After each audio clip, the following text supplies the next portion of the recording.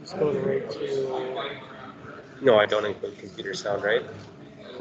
Well, we weren't sharing anything.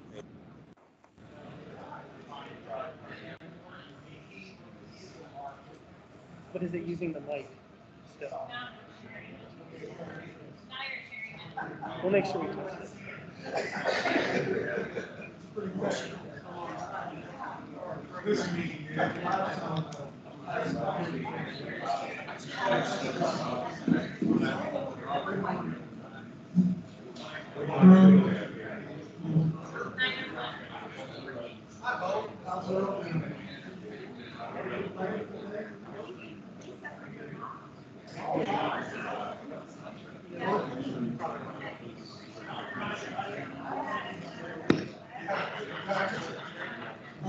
Hello.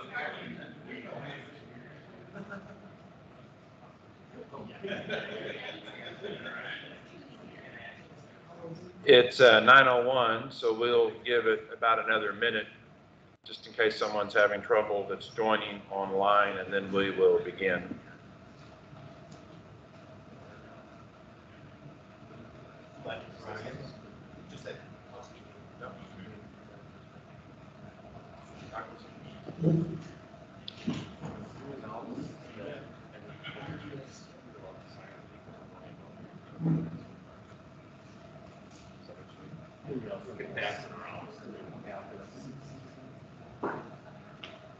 For the folks in the room, if anyone is on the Microsoft Teams meeting, please just make sure that your computer audio and your microphone are muted so that we don't start getting feedback. The fact that I'm talking and we're not getting feedback right now is a pretty good indication that that's the case. Also, you want to do this? Sign in. All right. There is a sign-in sheet just out, I believe, just inside the room here. There is a sign-in sheet. If everyone in attendance here in person could please sign in, that'd be excellent. Thank you.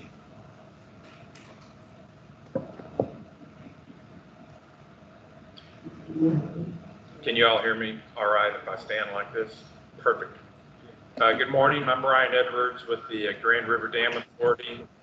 I would like to welcome you to the Grand River Dam Authority status report for our technical conference for the hydrologic and hydraulic modeling study for the Pensacola relicensing project. We do have a couple of housekeeping items in addition to signing in and muting your devices. We are recording the meeting, and then if you're online, please mute your devices unless you're speaking, and please utilize the chat option if you would like to raise a question online. We'll have lunch from 11:30 to 12:30, and then if for some reason we finish a topic ahead of the time on the agenda, we're going to move right into the next item. So we're going to try to move right along. We have a lot of information today, and we're going to try to be very respectful of everybody's time. The restrooms are straight out the door and to the right. It is so exciting to see people in person, right? We've all been living virtually for the last year, and I'm excited to get to see people. It's been a long time, and I think that is just awesome. So the purpose of the meeting is on November the 8th,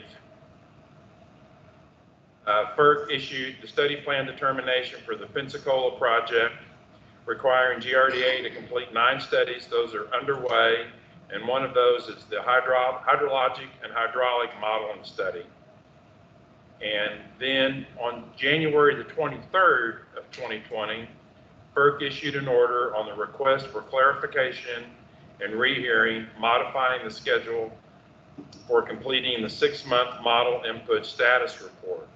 The H&H study includes a provision for submitting a model input status report approximately 6 months before the initial study report due date of September the 30th of 2021. The model status input report was distributed on March the 20th of 2021, and the plan also includes a provision for holding a technical conference within 1 month of distributing the report, and thus the reason for today's meeting. I want to thank you all again for coming. So I am Brian Edwards. I would like to introduce Dan Sullivan before we go around and a complete introduction.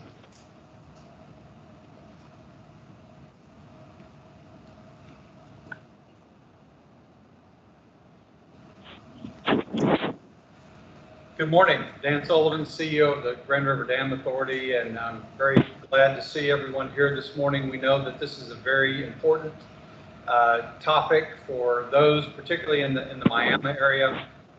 I'll refer to it as the H&H study and make that a little easier, but that rolls off the tongue a little easier than hydraulic and hydrology. But we want to make sure that we have adequate input as we go through this process. You know, I was just telling someone earlier, and I've told this in many other settings, GRDA was created in 1935, and in 1937, the funding was put together to build the dam. Construction started in 1938, and it was completed in 1940. It will take much longer to relicense the facility than it took to build it initially. And some of the things have changed, and we know that H&H study and the cultural resources, which will be the first time that that particular issue has been studied on this project. Those are particularly of great interest to a lot of stakeholders. And as we go through this modeling process on the hydrology side, we certainly want to make sure that it is a workable model. And of course, you know, we all recognize that models are just that. They're not actuals, they're models. And they take a lot of input and a lot of decisions that have to be made to go into that to try to best analyze how that process will work. But we really appreciate everyone's involvement. It's our commitment from the GRDA to do our utmost to make sure that this process is open and fair, and we want to make sure that it's a good process as we go through. So we really appreciate your willingness to be here today to talk about these issues and to dig in and make sure that this process is as meaningful as it can be. So thank you all for coming. Brian. Thank you. So I think we'll go around the room first, and then let everyone introduce themselves, and then we'll see who we have online. So Daryl, you want to lead us off? Yeah, I'm Daryl Townsend, Vice President for Ecosystems.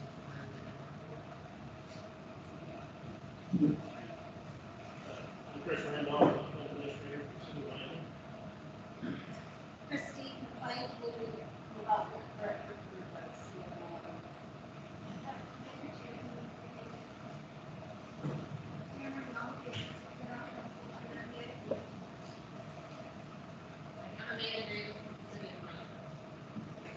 Good morning, I'm Nick Williams, I'm Chief of Hydraulics. Also, we had a couple of folks on the Okay. Scott Cox, Wildlife Department, and I'm a biologist on the ground, Cold Green. I'm Bob Harshon from GRDA, I'm manager of Sport Properties. Welcome to the recent. I kind of like saying, What do we see it? Chief of Second team from Roman Middle Grade, one nomination. My name is Joe Bell, and I'm special counsel for the Chief Langford Manager.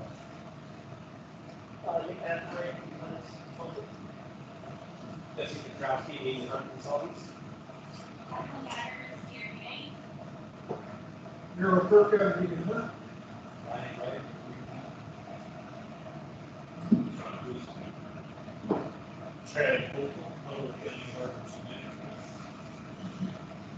Tom Sanderson, City of Miami, Chief Police.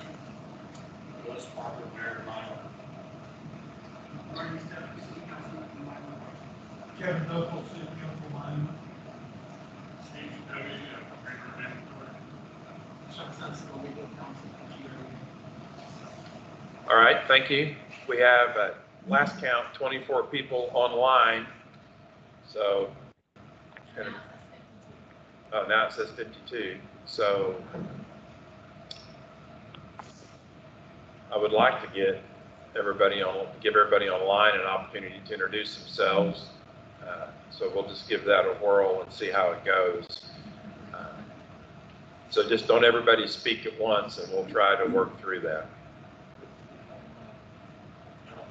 This is Ben Loring, the city attorney for the city of Miami. Ben Loring, are you trying to speak? Earl Johnson with the Oklahoma Department of Wildlife. Let me turn up my speaker. I was being speaker. Okay, let's try that again. Josh Johnston with the Oklahoma Department of Wildlife. Josh Johnston, Oklahoma Department of Wildlife. Earl Hatley, Grand River Keeper Lead Agency. Earl Hatley. Rick Vickers, Power Administration.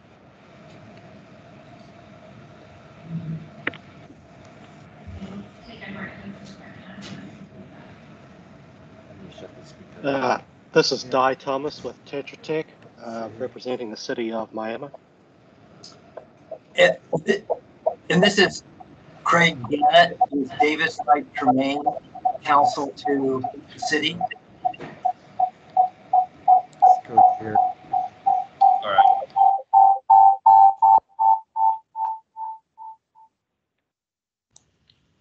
William Terrence, Seneca Sioux Nation. Sorry about that. So we're glad that you're online and joining us. The speaker's on. So any questions or anything? Any of us? We're going to do the feedback here.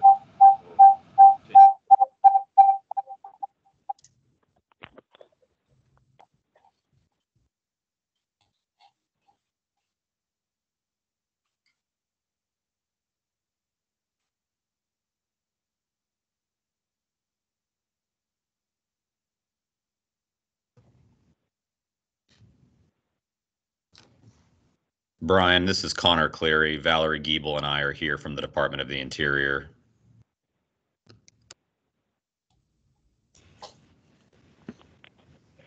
Bill Cothran with the Oklahoma Water Resources Board. This is Stephen. Elizabeth Sims with the Cherokee Nation. This is Stephen Bowler with the Federal Energy Regulatory Commission. This is Neetu Dio, also with FERC. And Rachel McNamara with FERC. And Amber Leisure Earnhardt with FERC. This is Allison Ross with the Bureau of Indian Affairs, Eastern Oklahoma region. Lance Phillips with the Oklahoma Water Resources Board. And Kevin Stubbs, the U.S. Fish and Wildlife Service. Larry Bork for the city of Miami.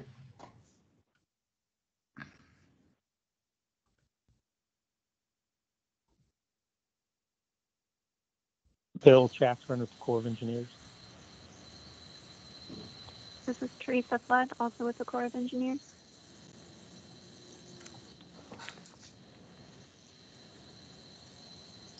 This is Carrie Stacklebeck, State Archaeologist of Oklahoma.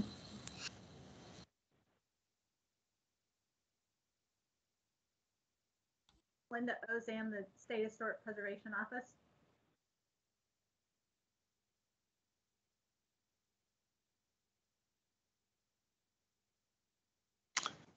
This is Nicholas Funk with WSP. Shannon O'Neill, also with Davis Wright Tremaine on behalf of the City of Miami.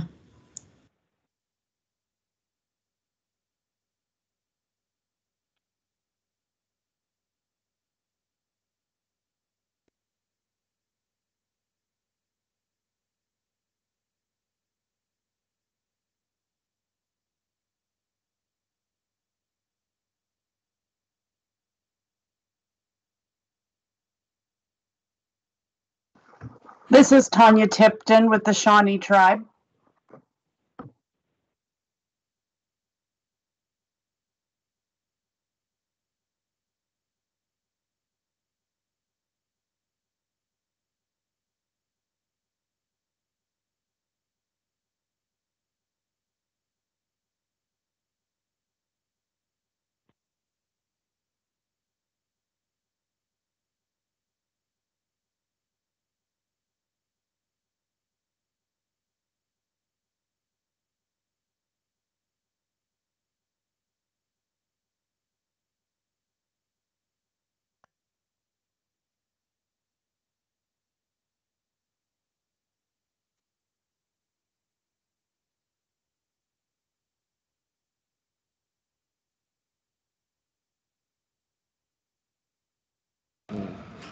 There's, and now we want to share the presentation. Where is the share? Share, yeah. Share the presentation. Yeah, go ahead. Share the presentation. Yes, sir.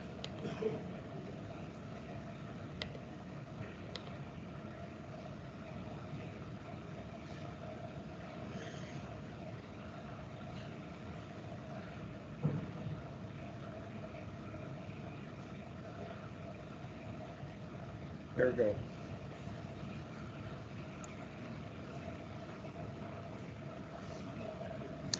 So for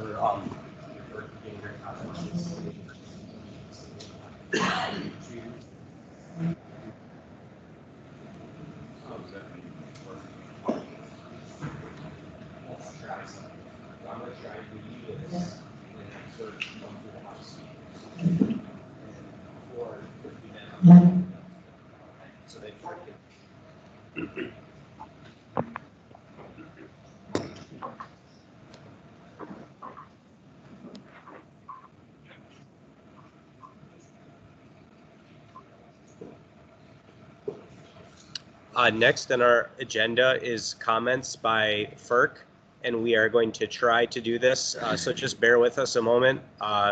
We have some technical difficulties. So if whoever is on from FERC that is intending to give comments, if they could go ahead now, I believe we have that audio coming into our room that we're in. All right, this is Neetu with FERC. Can everybody hear me? I can hear you at my presenter station. Oh, just give us one moment.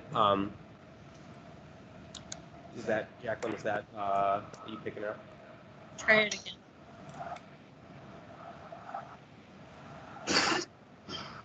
Okay, go ahead, please. Sure. Good morning. Okay, I think we just lost somebody. Good morning, everyone. My name is Neetu, and feel free to stop me at any time if I cut out or you can no longer hear me. I'm the FERC engineer for this project, and we are just going to use the next few moments to give you all a brief overview of FERC's study planning process and milestones, basically how we got here and what the next steps will be under the ILP relicensing process before we turn it back over to GRDA. So as GRDA already mentioned, on November 8th, 2018, FERC staff issued a study plan determination approving GRDA's revised H&H modeling study plan with a few modifications. The determination included changes to the model inputs and changes to the model outputs, and that document is on eLibrary if you would like to take a closer look. One of the primary study plan modifications was the requirement for a new bathymetric survey of Grand Lake. And the intent behind that modification was to accurately characterize the existing distribution and volume of sediment in the reservoir and the upstream tributaries. As a result, on May 21st of 2019, GRDA filed a license extension request for more time to complete the survey than the standard 2-year study timeframe that's built into our process. So on August 29th of the same year, we approved a license extension term of 38 months, which means that the existing license will now expire on May 31st of 2025. As part of the, I'm sorry, was there a comment or question? Nope, just mic reorientation. Okay.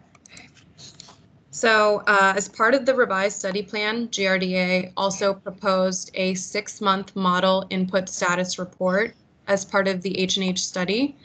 And in our study plan determination, we recommended that the 6-month report be used to define the following 4 measures. The material difference in water surface elevation within the channels and overbank areas that will be used to establish an appropriate study area.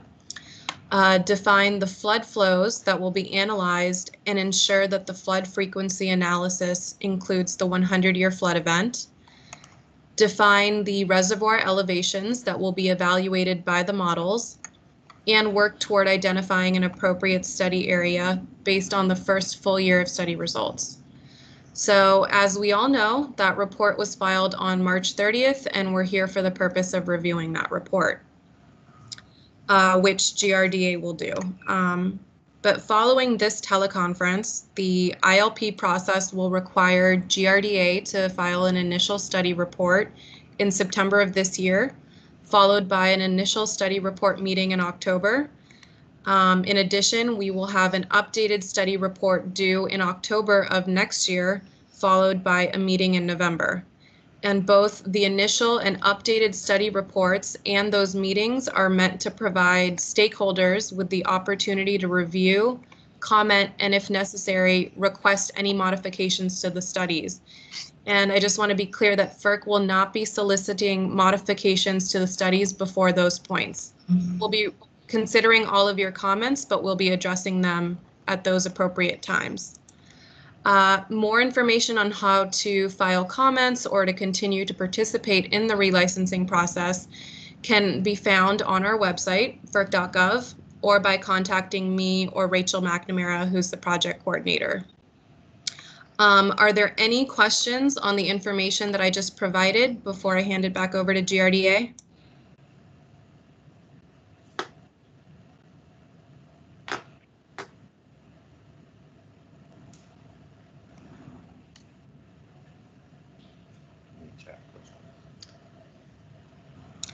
All right, I think I'll turn it back over to you guys then. Thank you. Apologize again for the technical difficulties.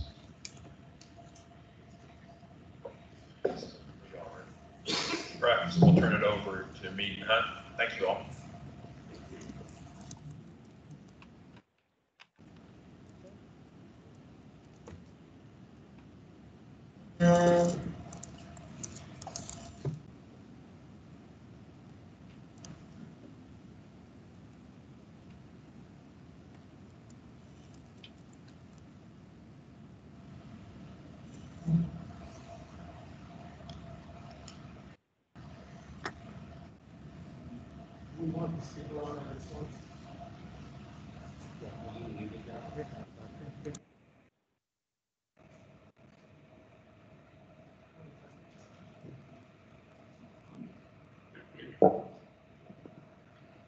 Okay, sounds like everyone can hear me in the room just fine. Could we have someone in the chat let us know if you can hear for the folks joining through Microsoft Teams?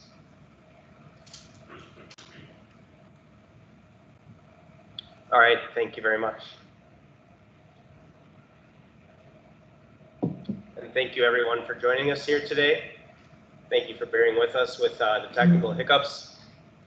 My name is Jesse Petrowski. I'm with Mead and Hunt, and I'm going to be talking about the H&H modeling study, and specifically about our upstream model that we have developed as part of the relicensing process. We'll go through a little bit of introduction regarding the study area and background, then discuss our model development, the calibration of the model, and then 3 additional items: the flood frequency analysis, the inflow event analysis, and the definition of material difference.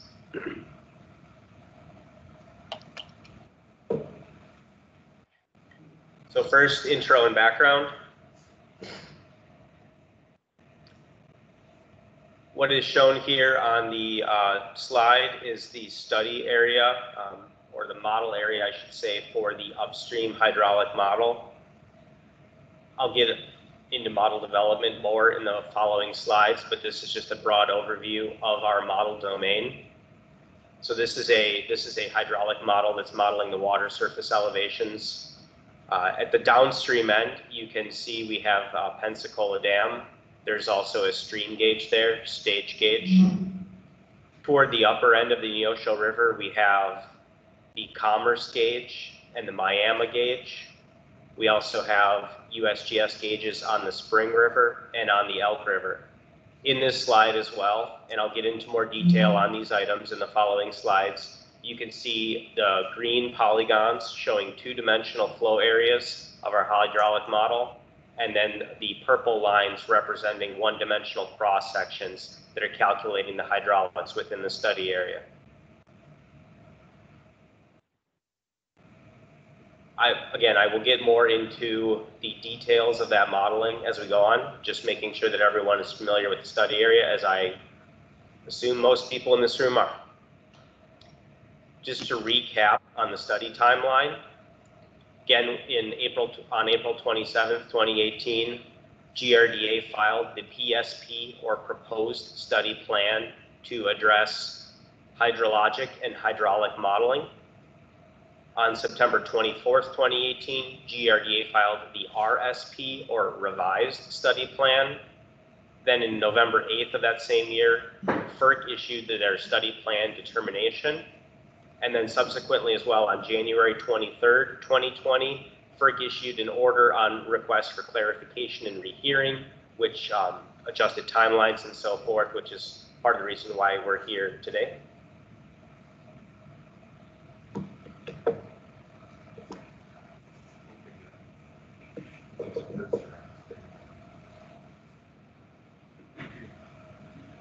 I know FERC just covered this in their comments, and those were probably able to be heard quite clearly for those folks out in Microsoft Team land, but in the room it was a little bit difficult to hear as we worked through our technical difficulties. So thankfully we have this slide here discussing specifically some of the FERC recommendations, reason why we're here today.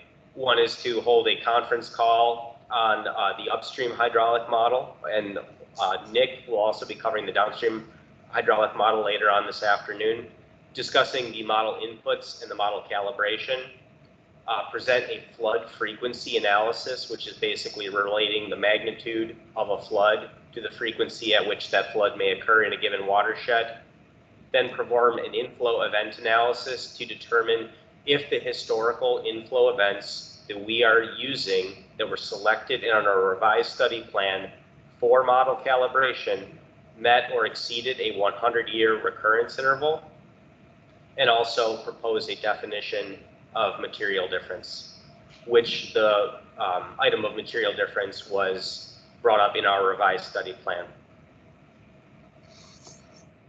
Just a very brief word on a technical note on vertical datums. There are 3 vertical datums in the study area that are often used. We have the NAVD 88, we have NGVD 29, and then PD, or Pensacola datum. So there is an offset between these. Our model is developed in NGVD 29, and the results, however, in the documentation that was just given, the model input status reports, are all in Pensacola datum, which is what everyone is familiar in dealing with this study area. So next, I'll discuss model development.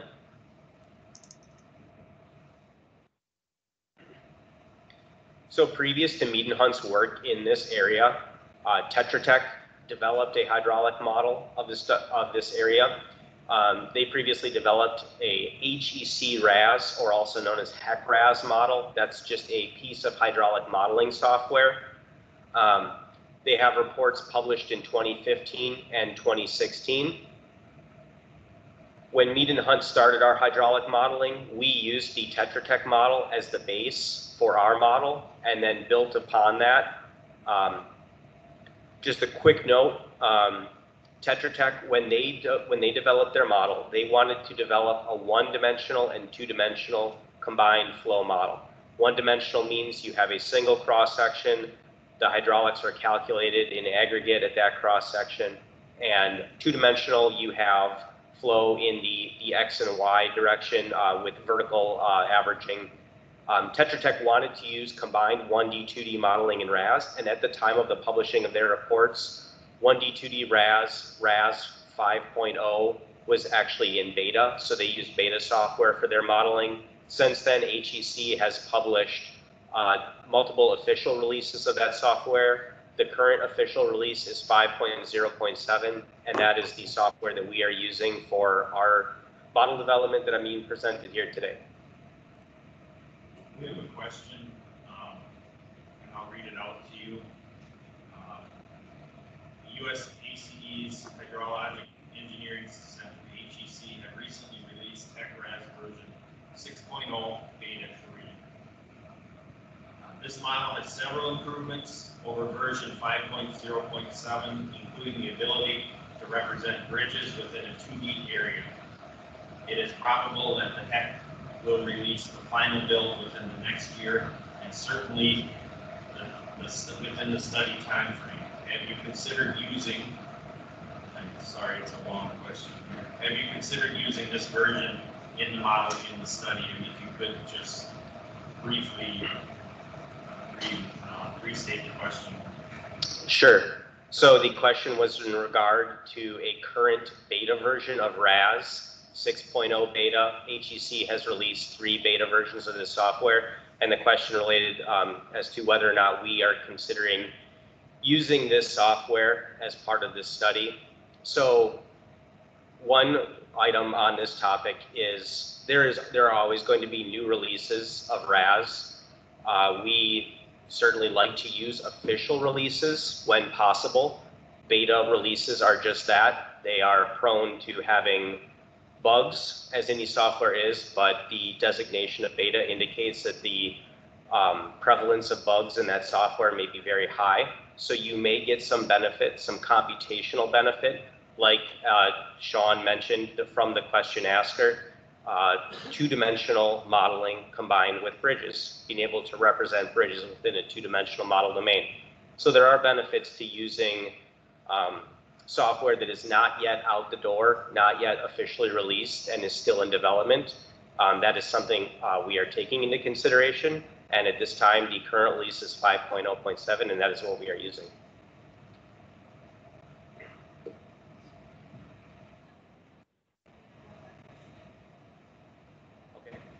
How far north does the study area extend along the Spring River?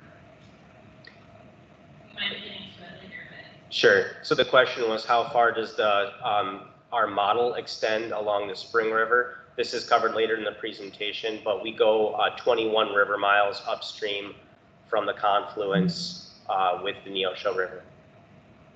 Another question?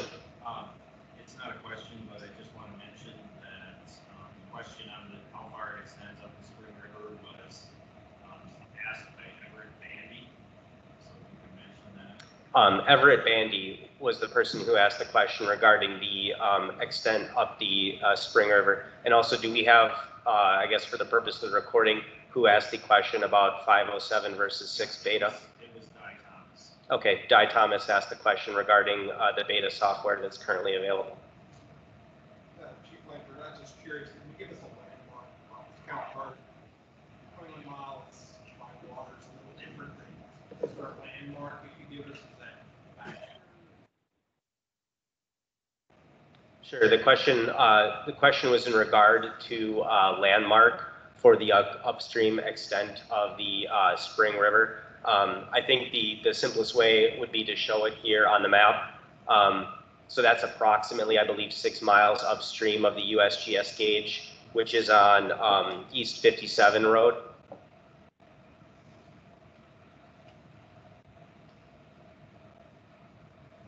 Any more questions before we move on?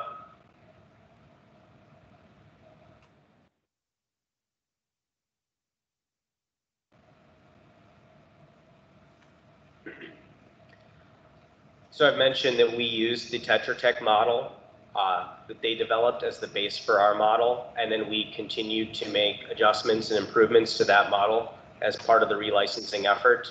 On the left side of the slide here, you see the Tetra Tech model geometry, and on the right side, we have the geometry developed by Mead and Hunt for GRDA. A few things to note. First of all, at the downstream end of the model, Grand Lake was represented with one-dimensional cross-sections, and the cross-sections did not extend fully across the reservoir, and we elected to replace those cross-sections with a two-dimensional flow area. So again, with a two-dimensional flow area, you have flow that is calculated in the X and Y direction and is vertically varied. With a one-dimensional cross-section, which saying one-dimensional cross-section is a little repetitive, but for the audience here today, I'm saying that you have flow, you basically digitize a cross-section that is perpendicular to the path of flow, and then you calculate a single set of hydraulic parameters at that cross-section. So we have the replacement of one-dimensional cross-sections with the two-dimensional flow area at the downstream end. Moving a little bit further upstream, the base model did not include the Elk River, and so we added the Elk River to the model. I'll be discussing what we did to add the Elk River a little bit later in the presentation. Again, the base model did not include the Spring River, and so we added 21 miles of the Spring River to the model that we are currently using. We also looked at the two-dimensional flow areas that are and the upstream portion of the model that are close to the city of Miami. So there were 2 of those 2D flow areas in the base model. We carefully looked at those two-dimensional flow areas. We made adjustments. We expanded the 2D domains to ensure that large floods would not run up against the edge of the model and artificially limit the flow. We also looked at 1D, 2D boundaries within the model, which I'll get into a little bit more detail in a few minutes. And then along the entire model reach, we also extended one-dimensional cross-sections laterally to make sure that the full flow width for larger flow events was accommodated. A lot of these topics I will get into in detail in the coming slides. And we do have a question. Yeah, Di Thomas asked, and you may get to this in your presentation, the report indicates the 2D area provides a better estimate of the storage area. If so, why not model all Grand Lake as a 2D area? So the question was why not model, and this is from Di, why not model all of Grand Lake as a 2D flow area if it provides a better estimation of volume? I think as anyone who has done hydraulic model development knows, there's always give and take when you look at the development of a hydraulic model.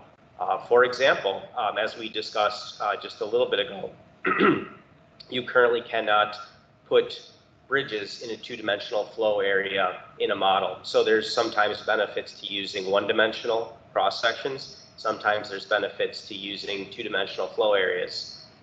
If you wanted to, you could develop a CFD model, three-dimensional model of the entire study area, and your model run times would be on scale of years, perhaps, but the FERC relicensing process, I don't think is going to be too happy if we take years for a single model run.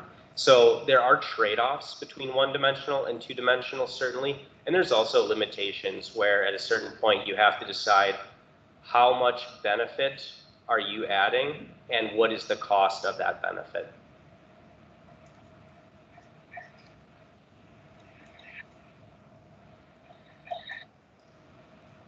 So diving a little bit into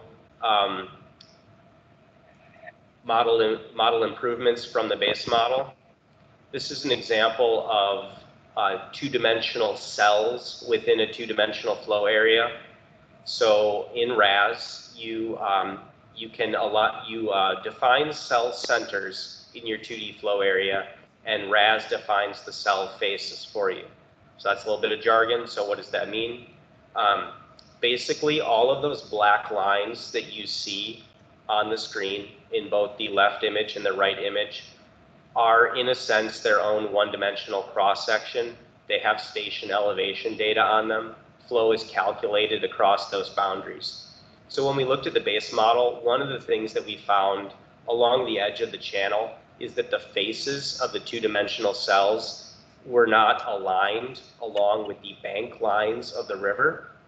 So you can see the difference there between the left image and the right image of how we used break lines and other methods to ensure that the cell faces were aligned with the banks of the river.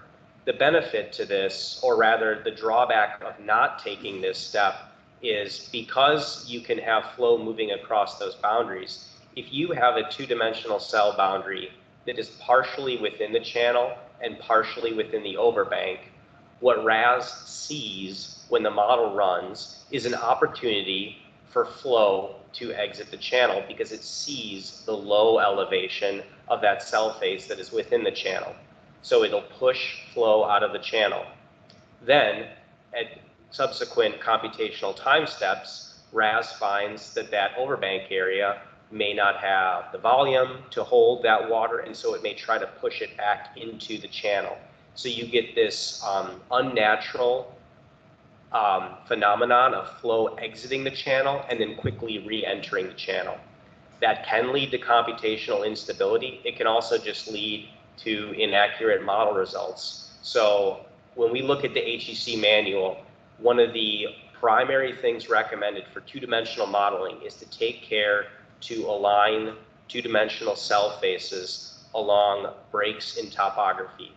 And in a study area like this, the bank lines of your river are one of those primary areas. So this was a very necessary step that we took in model development to make sure that the model that we are using for the relicensing process follows the best practices in the HEC guidance.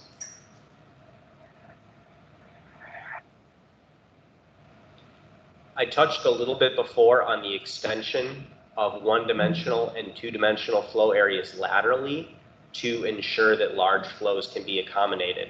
If we think back to our slide on the study plan determination, FERC wanted us to look at large floods, ensuring that we were simulating a 100-year event.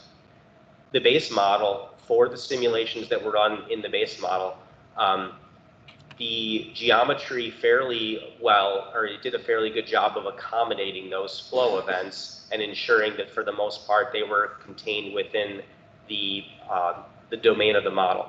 However, when we're looking at potentially simulating larger events as part of this relicensing process, we needed to ensure that our model domain could accommodate those larger floods. So we extended our two-dimensional areas. As you can see in this slide, we also extended the one-dimensional cross-sections. We also looked at the boundaries between the one-dimensional and two-dimensional flow areas. And one of the boundaries you can see here that we changed this upstream, or I should say on the left side of this figure, but that's at the upstream end. When we looked at the model results from the two-dimensional flow area as it moved into the one-dimensional flow area, you could see that flow was not going perpendicular to that 1D, 2D boundary. Again, HEC best practices encourage the user, when possible, to make sure that a 1D, 2D boundary is located so that the flow is perpendicular to that boundary. Because when you digitize a one-dimensional cross-section, you should always be digitizing your cross-section perpendicular to the flow.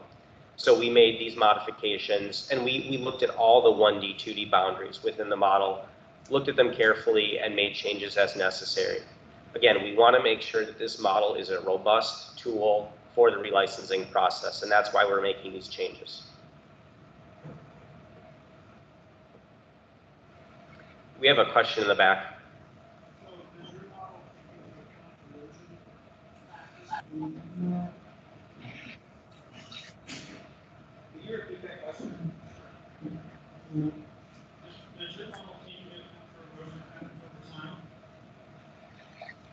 So the question was, does the model account for erosion factors over time? I'll have a very quick answer for this, and that is we are also performing a sedimentation study of the entire area, which is the purpose of that is to look at erosion and deposition of sediment. So while we are studying that, that's not the focus of what we're looking at today. So I won't have any material discussing that. Jesse, we have another question since before we get into bridge geometries. It's from Everett Bandy again, and Mr. Bandy indicated, can you clarify why H&H study has more coverage of area upstream of the Spring River than the cultural study? And I don't think you'll know the answer to this, but this is actually a question for GRDA. I guess, can someone on Microsoft Teams indicate if they were able to hear that question from our House speakers here?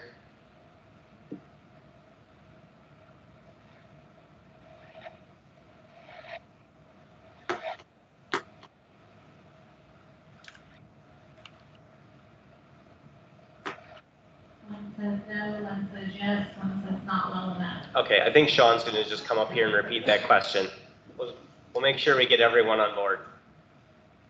We have a question from the Teams chat asking why the H&H study area extends further upstream than the current cultural resources study area on the Spring River. Do you want me to answer it or you want to? You might want to come up here so everybody can hear in the room and on Teams.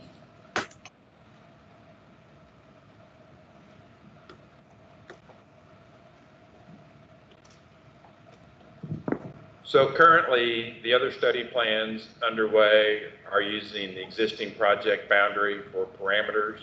And then depending upon the results of the H&H modeling, we will revisit that once we have more information. And Brian Edwards speaking. Thank you.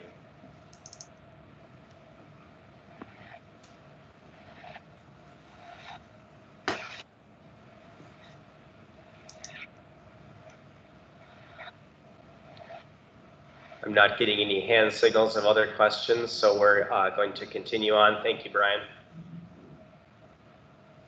One other element of the hydraulic model that we looked at when we were looking to improve the base model for the purpose of relicensing was the bridge geometry within the model. In the base model, the geometries for the bridges were primarily obtained from an HEC2 model. HEC2 is the predecessor to RAS. It is still used sometimes, but it has, to give you an idea of the age of HEC2, it has its roots in card-based computing and has no graphical user interface. So the data input into HEC2 is typically quite limited, and RAS has the opportunity to include more detailed geometries. So we looked at all the bridges within the study area. We looked at the data available to us, whether that was as-built drawings, field measurements, and ensured that the bridge geometry matched what we see out there in the field today. So you can see on the left side in this slide in the base model, we have a reasonably good representation of the bridge deck, right? We have a high chord, which should be where folks are driving on the bridge, or rather the top of the bridge as pertains to overflow, and the low chord where flow is allowed under the bridge. But we just have, it's a straight line geometry, and that's because of the HEC2 representation. when we look at as-built or field measurements, we can have a more robust geometric representation of the bridges.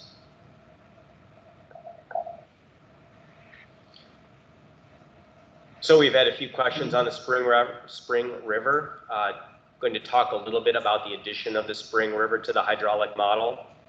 At the downstream end, of course, we met with the confluence of the Neosho River. At the upstream end, we went up to approximately river mile 21. Anytime in these slides you see the abbreviation RM, that is for river mile. So we digitized the stream center line. We cut our cross sections. We ensured that our cross sections extended laterally far enough to contain large flow events. For example, the 100-year event. We also digitized bank stations and ineffective flow areas and then adjusted those, kind of fine-tuned them in RAS to make sure that the hydraulic properties of the cross section were accurately represented. And just for frame of reference, there are 4 bridges within the modeled portion of the Spring River. We have East 57 Road at river mile 14.16. We have Interstate 44 at river mile 13.5. We have Oklahoma 100 at river mile 8-ish, and then US Highway 60 at approximately river mile 0.57 or 0.6. There is a USGS stream gauge within the Spring River. This will become more important when we talk about calibration of the model. So there's the Spring River near Quapaw, Oklahoma. That gauge is at East 57 Road, which is at river mile 14.16. This gets back into the question that was asked earlier about the extent of the Spring River. So that river gauge, East 57 Road, is at approximately river mile 14. The model extends approximately 6 miles further upstream than that. And then this is quite important for data input to the model. If we look at a flood wave that is traveling down the Spring River, the time that that wave takes to get from the upstream end of the model at river mile 21 down to the USGS gauge is approximately 2.5 hours. That becomes important because when we input flow into the model, we are taking the flow that is reported at the USGS gauge and we are moving it 6 miles upstream. So what we need to do is do a negative 2.5 hour offset in time, because that was the time that flood peak passed through river mile 21 before it actually got down to the USGS gauge. This is the same approach that was used in the base model developed by Tetra Tech. They did this along the Neosho River. We elected the same approach, which we think is very reasonable, along the Spring River and the Elk River. Yes? Does the height of the flood change the speed? I'm sorry, could you say that once more? Does the height, the amount of water, does that change the flow, or is this an average? Yes. Does the model move faster? Chief Langford. Yes. So the question from Chief Langford was regarding the flood wave, and let me know if I'm restating this correctly, but does the magnitude of the flood impact how fast the flood wave travels? So to get this 2.5 hours, we looked at a number of different floods, and all of them had approximately the same travel time of 2.5 hours. And 2.5 is not that we are just rounding it and 2.5, call it a day. It's uncannily close to 2.5 hours. For example, on the Neosho River, the hydrograph is offset by about 4.0 hours. That's what Tetra Tech did with their base model. That's what we are doing in our model. Just out of caution and just not wanting to necessarily take that at face value, we ran our flood simulations through the Neosho River and found that 4.0 hours was a very good estimate of that travel time. So the fact that there's 4.0 hours for the Neosho River, 2.5, and I forget offhand, but I have it in the slides on what it was for the elk. Those aren't just gross roundings; those are pretty accurate numbers.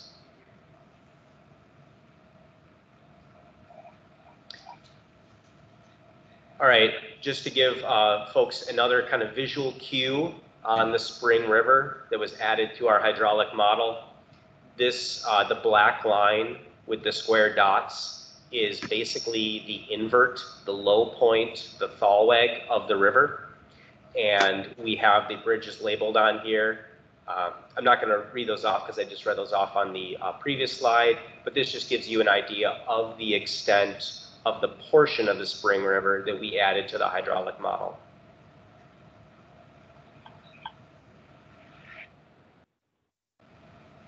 So we also added the Elk River to the hydraulic model. We modeled the portion of the river, again, from the confluence with Grand Lake. It was the confluence with the Neosho for the spring, but Elk empties into Grand Lake. And we went upstream approximately 19.6 miles. I'm not going to rehash what we did for model development. It was very similar. We did the center line, we did cross sections, bank stations, ineffective flow areas, and there are 2 bridges within the model. We have Highway 10 at river mile 4.7 approximately, and then Highway 43 at approximately river mile 14.2. There is also a USGS stream gauge on the Elk River. So that is the Elk River near Tiff City. That's the name of the USGS gauge.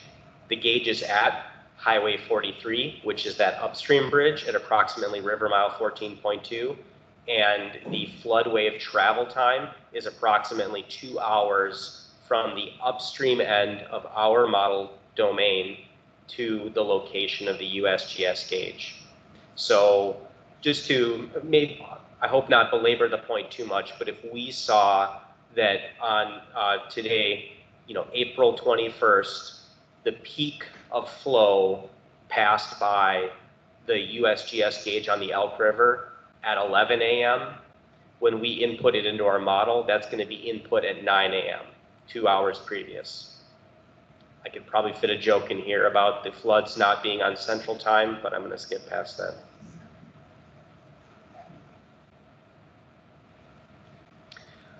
All right, similar to the slide on the Spring River here, we just have a quick visual cue of what the invert, the low point of the Elk River looks like. Here are the 2 bridges at Highway 10 and Highway 43. Again, the USGS gauge is at Highway 43, and there you see the upstream end of the model at approximately river mile 19.5-ish. Next up, if you are going to build a hydraulic model, if you are going to extend a hydraulic model, you need ground data, you need bathymetry, you need topography to represent your cross sections, to represent your 2-dimensional flow areas. So we used multiple sources of data. One of those data sources was bathymetry of Grand Lake that was collected by USGS in 2020. That study has now been published. The bathymetry is available for public download. We use that to represent the Grand Lake bathymetry in our model. USGS also did a study that was published in 2017 where they collected bathymetry of the Neosho River, the Spring River, and the Elk River. So these are the portions of the river upstream of Grand Lake. And so we use that bathymetry in our model. There's also the published date of a FEMA study is 2016, but there is an HEC RAS model of Tar Creek, and we use the bathymetry from that model to represent the bathymetry in Tar Creek. Then we also have, and by the way, those 3 data sources that I just listed are new to the model. Those have been added to the model since the base model was developed. We also have 2011 LIDAR data. LIDAR is basically very high resolution ground data, or it typically is high resolution. So that 2011 data represents the majority of the overbank areas in our hydraulic model. And then because we really extended the model out quite far, both laterally to accommodate a 100-year flood and also quite far up the Spring River and up the Elk River, we did use some USGS 1/3 arc-second data, which is of lower resolution than the LIDAR data. So Picture says 1,000 words. So here we have our data extents. The purple polygon there is the extent of the 2020 bathymetry collected by USGS. The blue polygons are the USGS 2017 bathymetry, which again extend along the Neosho, the Spring River, and the Elk River. There's that small red polygon that represents the bathymetry in Tar Creek. We have the green polygon that is the extent of the high resolution LiDAR overbank data. And then that hatched boundary is the NED data that was used.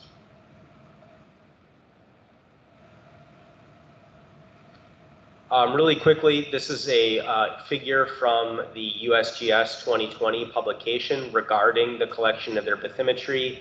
This just compares the capacity curves of Grand Lake over time.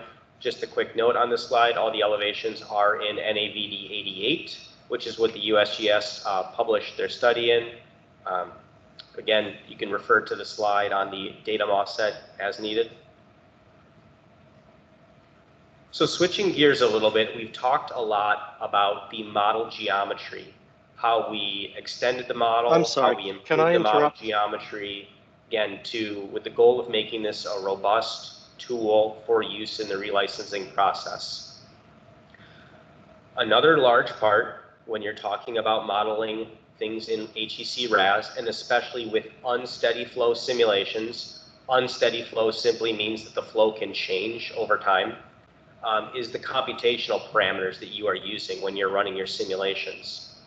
So in RAS for combined 1D, 2D modeling, there are currently two equation sets that are available to the user. One is diffusion wave and one is full momentum. Diffusion wave is a simple equation set. It's actually a simplification of the full momentum equation set. So this is not, are you a BMW person or are you an Audi person? This is, do you want, the car with all the bells and whistles, or do you want the econ version? So diffusion wave is the econ version in that metaphor. So I have this text pulled from the RAS modeling manual. I'm just going to read it out loud for everyone. Once the model is in good working order, and the precursor to this text is assuming that the user used the diffusion wave equation set to simulate their flow, make a second RAS plan and switch the computational method to the full momentum equation option.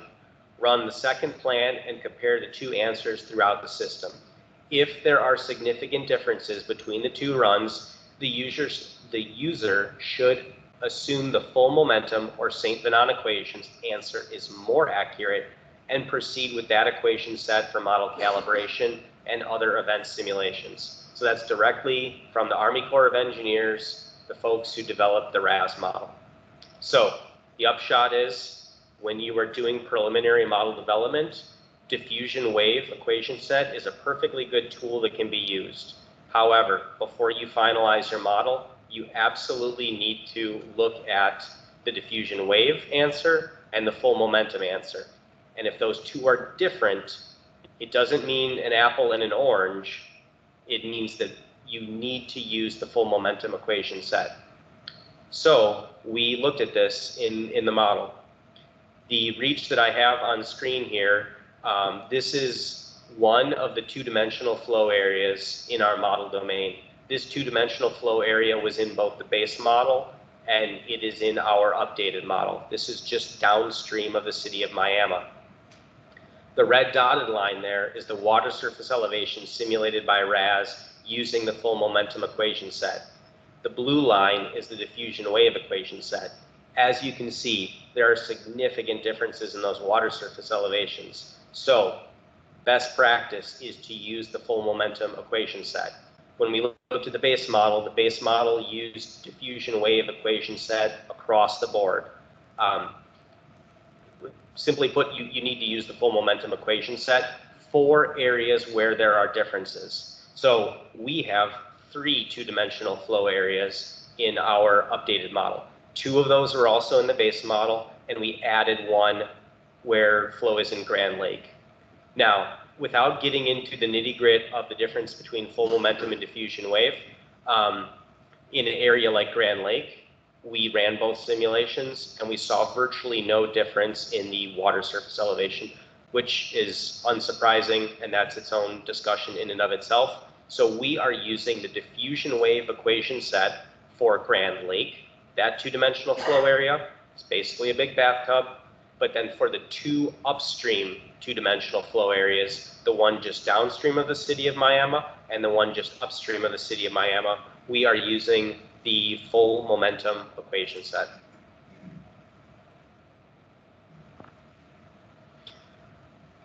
All right, we have some questions here, and I'm going to grab a drink of water.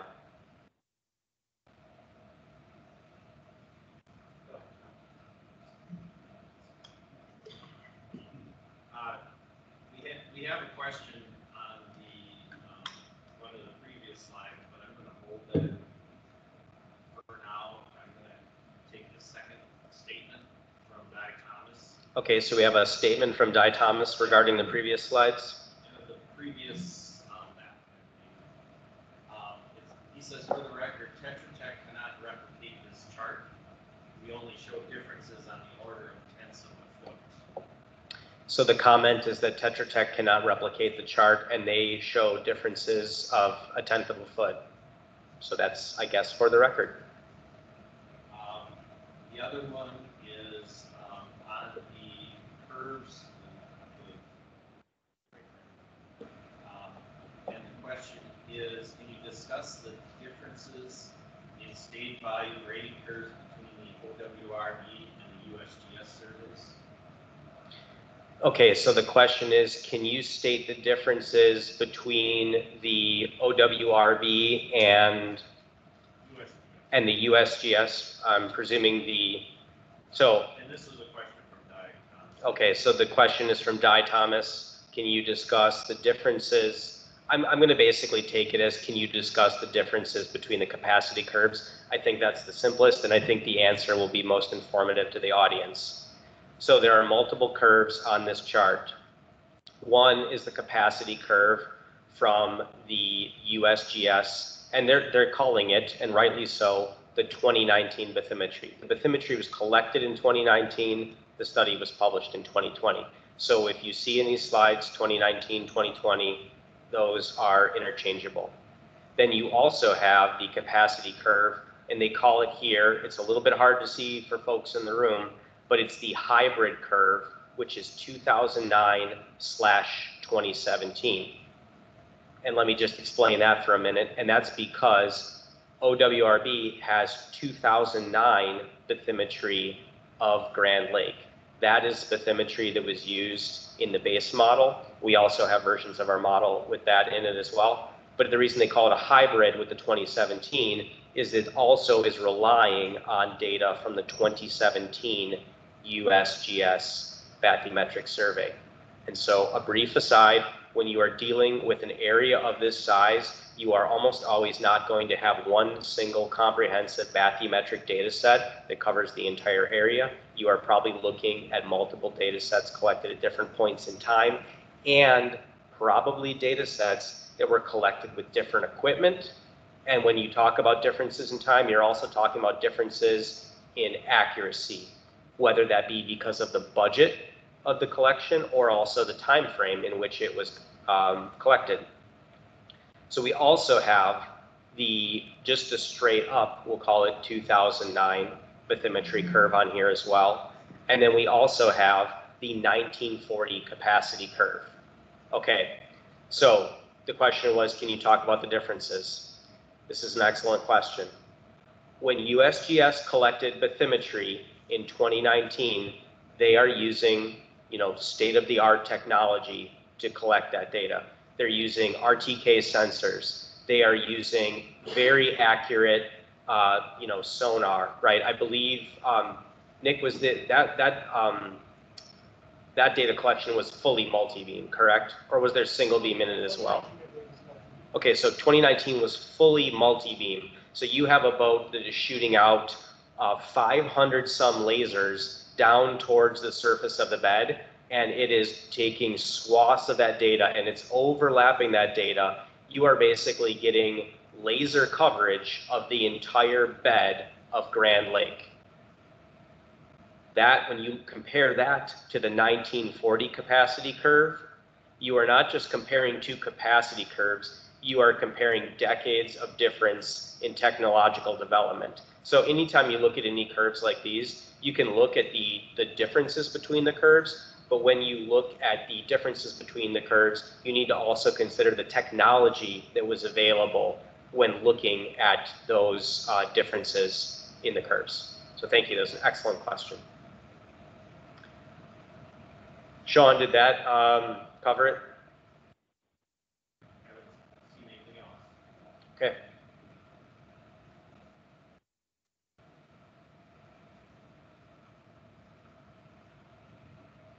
All right, next up is model calibration. We actually have two questions before we move on. Let's go in the front here first. Yes. Yes. My name is Mike Furness, for the record. So Mike Furness, for the record. Thank you. Was it a scientific decision that made you stop north of Spring River, or was that a mistake on it? That's an excellent question. So the question is, what made us stop at a certain point in the study area? So one of the things that we are going to cover today is what we've been talking about in these intro slides is the definition of material difference. At a certain point, we need to decide where we are going to limit the upstream end of model development and where, you know, we have a boundary that the model is a useful tool, but we don't continue to, you know, run the model up and up and up until we're at the headwaters of the Neosho and the spring and the out. So it's an engineering decision that needs to be made, but also the purpose of today's session is to present what we are using for upstream boundaries. Mira, do you have anything that you want to add to that at all? I think that covers it. Okay. Yes. One moment while we get a microphone here. Sorry, could you just state your name again for the record? We'll just continue to do that just for the purpose of the recording. The question that I had on your previous slide where you talked about modeling two different equations, did you use intermediation calculations? Because you mentioned significance, which you didn't really, like, what was the significance? Was it less than one? Was it, so do you understand the question? Yes, so the question is, you know, how did we analyze the differences in water surface elevations? Did we look at standard deviations, things like that? The reason that we have this graphic here, rather than, you know, looking at a histogram or something like that, of differences between the water surface elevation, is this is the most downstream two-dimensional flow area that was in the base model.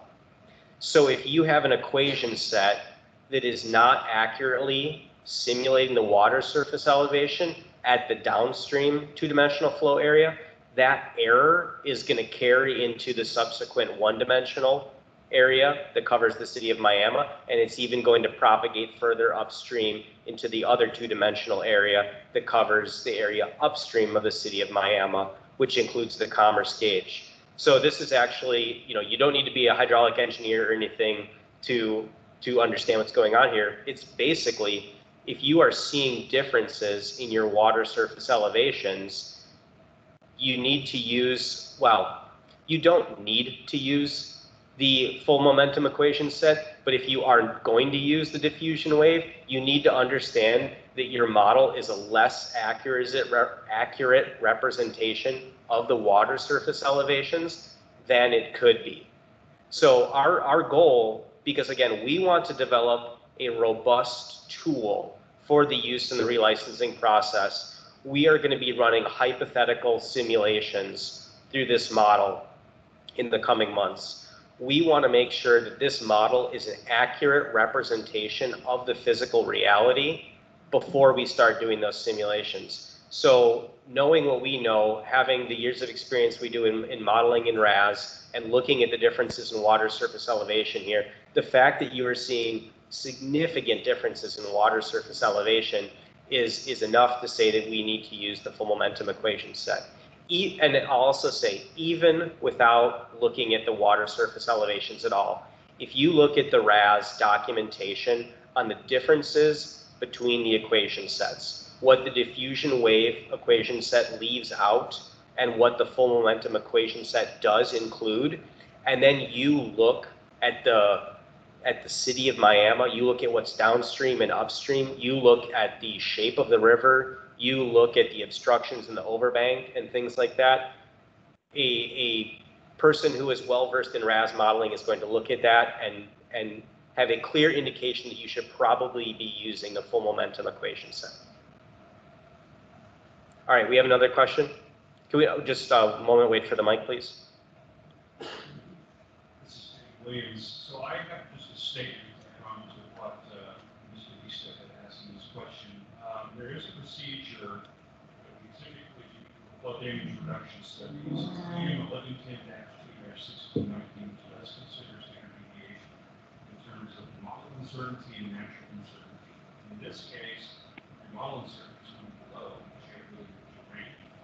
And your natural uncertainty is going to be low as well because you have a long period of record. So just as a recommendation, you may want to include that computation in your final report to, as standard deviation, quantify the uncertainty associated with water surface elevations. I think it goes back to your question. Got it. I hope I didn't miss that in my answer. So let me try to recap. The recommendation, this is a comment, is to include a discussion and quantification of those differences in our reporting.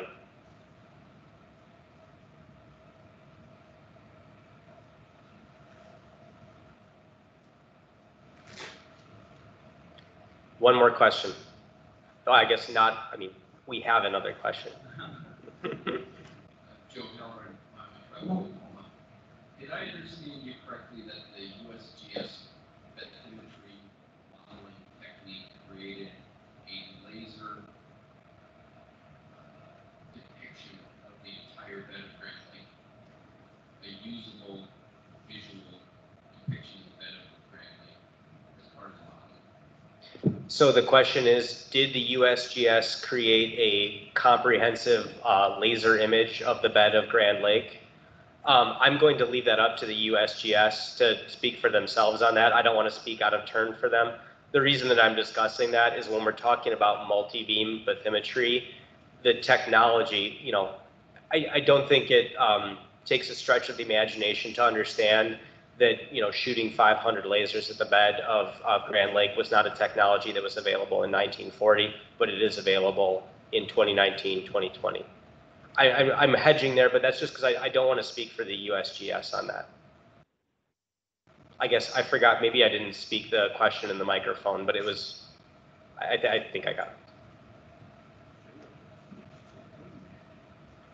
Brian, why don't you just come up here? Then it's easiest to just have everything recorded in the recording. Sorry, Jesse, I just want to maybe offer some clarification. So if the question was about a visual representation, like an image, you know, I think the purpose of the data is more to understand the elevations within the river channel. So again, I don't know what might have been captured by USGS or, you know, if that could be turned into a visible image. But what we're interested in is the elevation model, not so much the picture of what it looks like.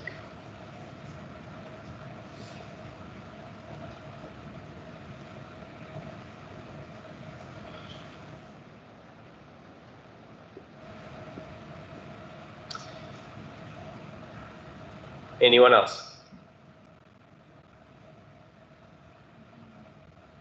Okay, getting a report that there's nothing online for the moment. I guess I should take this opportunity to jump ahead. Make sure we fit our full presentation in here. While you're at the slide right here,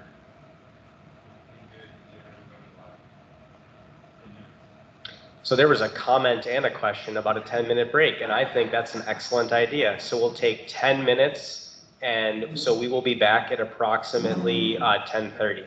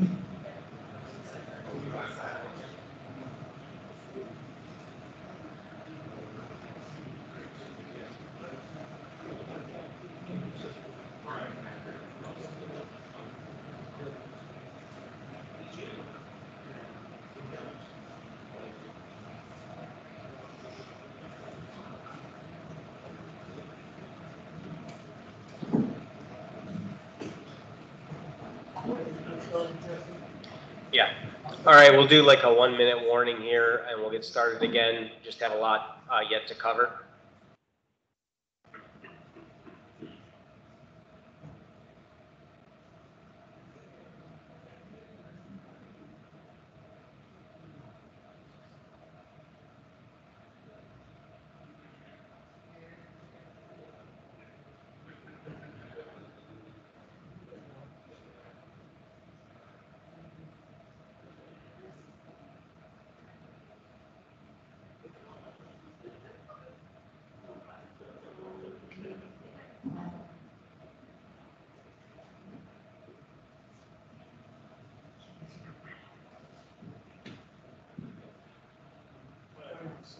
All right, we do have a lot to get through, so I'm gonna start here and hopefully folks will trickle back in both on Microsoft Teams and in the room. All right, so next up we are going to be discussing model calibration. So just a quick overview of the process here. The upstream hydraulic model is calibrated using several historical events. The events that were selected as part of the revised study plan and approved in the study plan determination. So we are using stream gauge data for model boundary conditions, and then we are comparing simulated water surface elevations to measured water surface elevations.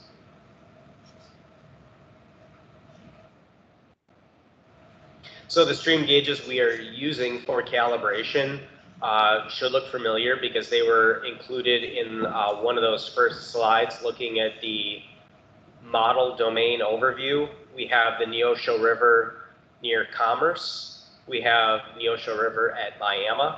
We have Tar Creek at 22nd Street Bridge, Spring River near Quapaw, Elk River near Tiff City, and Lake of the Cherokees at Langley, which is basically the stage at Pensacola.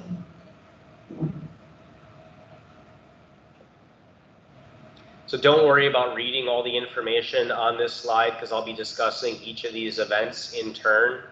But these are the historical events that we use for model calibration. So like I said, I'll talk about these in turn. First up is the July 2007 event.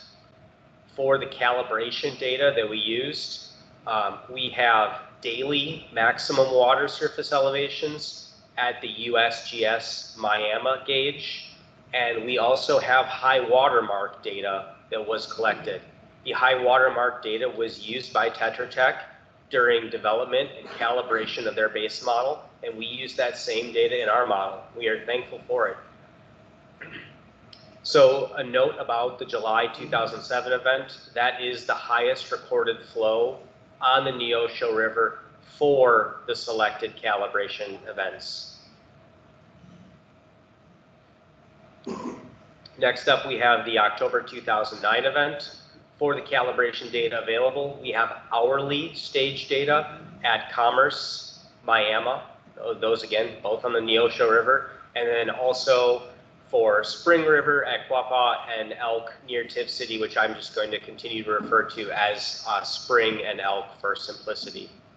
For the October 2009 event, we also have high water mark data, which is more or less in the urbanized area on the Neosho River. So again, very helpful data. The December 2015 event, for calibration data, we have hourly stage data at Commerce, Miami, Spring, and Elk, similar to the previous event. And we also have high watermark data, similar to the previous event. For the December 2015 event, this happened to be the highest recorded flow on the Spring River for the selected calibration events. It is also tied for the highest recorded flow on the Elk River for the selected calibration events.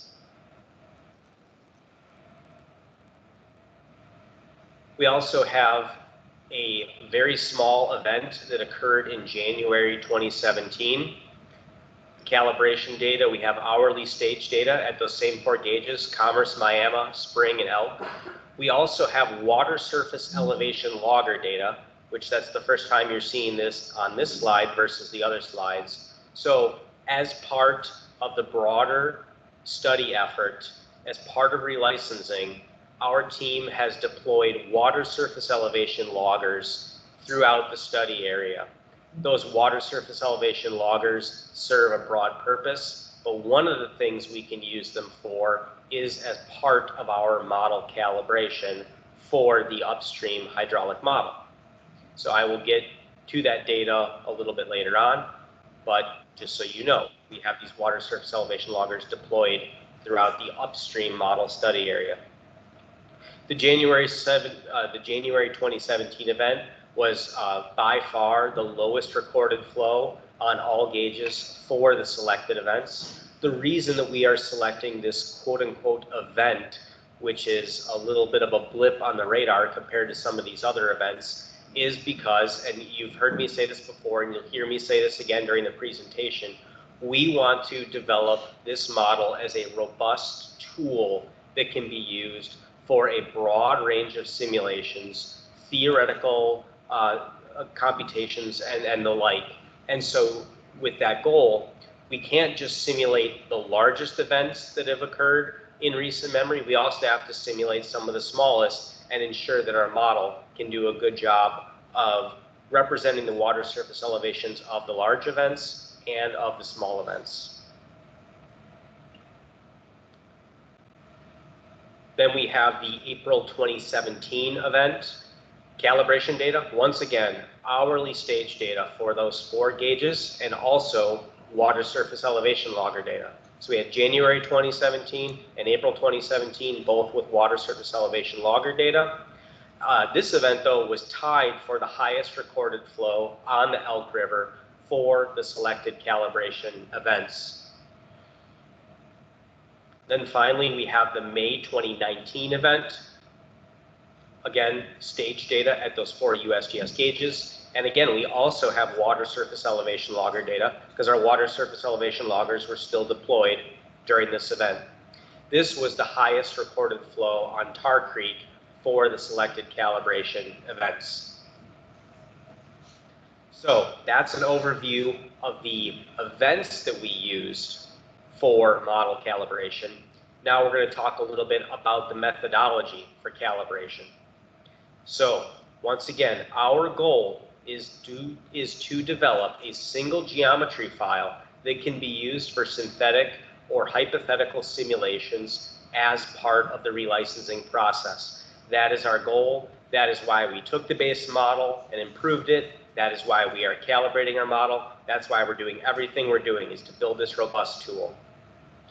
So we took the simulated water surface elevations from the model and we are comparing them to the USGS stream gauge elevations, to the high watermark data. That's for the 2007, 2009, and 2015 events, and also comparing the simulated water surface elevations to our water surface elevation logger data.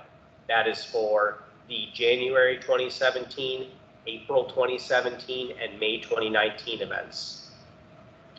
As part of the methodology as well, we needed to extend the land cover data to cover the entire model area. When I'm talking about land cover, we're talking about when you look from a bird's eye view, what is covering the land? Is it a stand of trees? Is it pasture? Is it urbanized area? Is it open water? That type of thing. And we'll get into, in the calibration methodology, exactly what that means, or rather why we need to carefully digitize that data and then select coefficients that go into the model for that data. So to that end, we have some numbers to throw up on the screen. These are Manning's N values. Manning's N value is a measure of roughness. It is your primary tool for model calibration for 1D, 2D modeling. So basically, if you have higher roughness, you have more energy loss, the water slows down, and you have higher water surface elevations. If you have low roughness, just the opposite. The water can move faster, you have lower water surface elevations. You can think of it like a traffic jam, right? If you have a traffic jam, things back up. So high roughness, traffic jam. Again, the goal of calibration is to develop this single geometry file that can be used for a variety of theoretical simulations. In the base model, Tetra Tech had previously digitized land cover, but remember, they did not include the Spring River and the Elk River in their model. So we needed to extend that digitized land cover to cover the Spring River and cover the Elk River, but also cover the Neosho River downstream of the confluence of the Spring and Neosho rivers. We do have a two-dimensional flow area of Grand Lake, and you need to define Manning's N values, and one of the best ways to do that is with spatially varied land cover data rather than assigning a single Manning's N value to the entire area. So also in their model, because remember in the base model, Tetra Tech had two-dimensional flow areas, so they assigned Manning's N values to land cover categories. We continue to use those same N values in the overbank areas, but we also digitized two new classifications of land cover.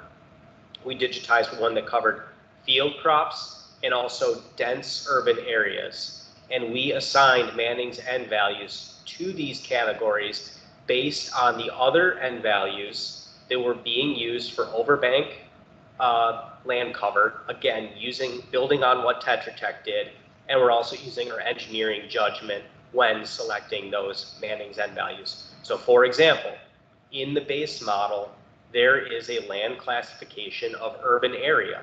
It has a Manning's N value of 0.07. We have an added classification of dense urban.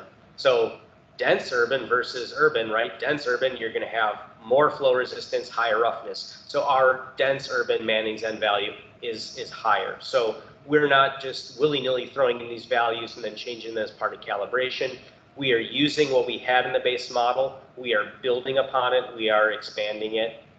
We are reviewing everything in the base model, but we are also not trying to reinvent the wheel here when it comes to land cover classification or Manning's N designation.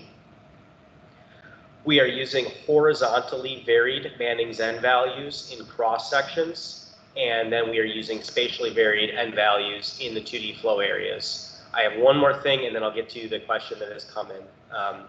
So I guess, yeah, we'll do the question now. Okay, this is from Martin Lively. So Martin Lively with a question. Did you determine N values for Tar Creek? If not, why not, particularly given the toxicity of water that overflows from Tar Creek?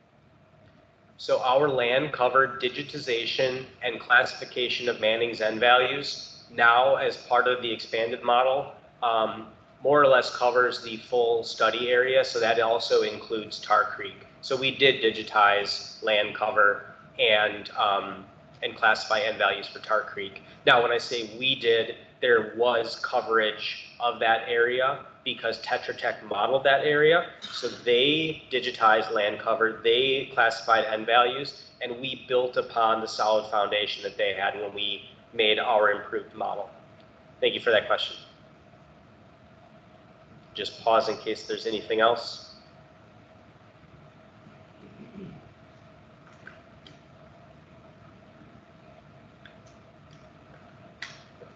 Okay, so the second half of the slide, the right side, so we've covered the overbank. Now let's talk about the channel Manning's N values. So for the channel, we split up the Grand Lake / Neosho River area into some segments, and we iteratively applied Manning's N values so that we could have water surface elevations that match all of the calibration data that we have. Remember, we have 3 different groupings of data sources for calibration. We have USGS gauge data, we have high water marks, and we also have the water surface elevation logger data. that's, you know, 3 kind of silos of information. And within each of those silos, there's a lot of information.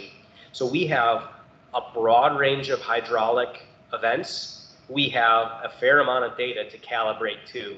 And so when we are changing these Manning's N values, we are changing them so that our simulated water surface elevation matches not just at one location, not just one point of data, but this large and fairly in-depth wealth of data that we have for calibration.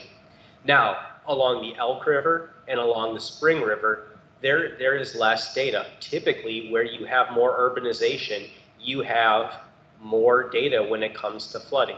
If you're going to collect high water marks, you are likely going to collect them in urbanized areas. That's what we have available to us. So along the Elk River and the Spring River reach, we are using a single Manning's N value.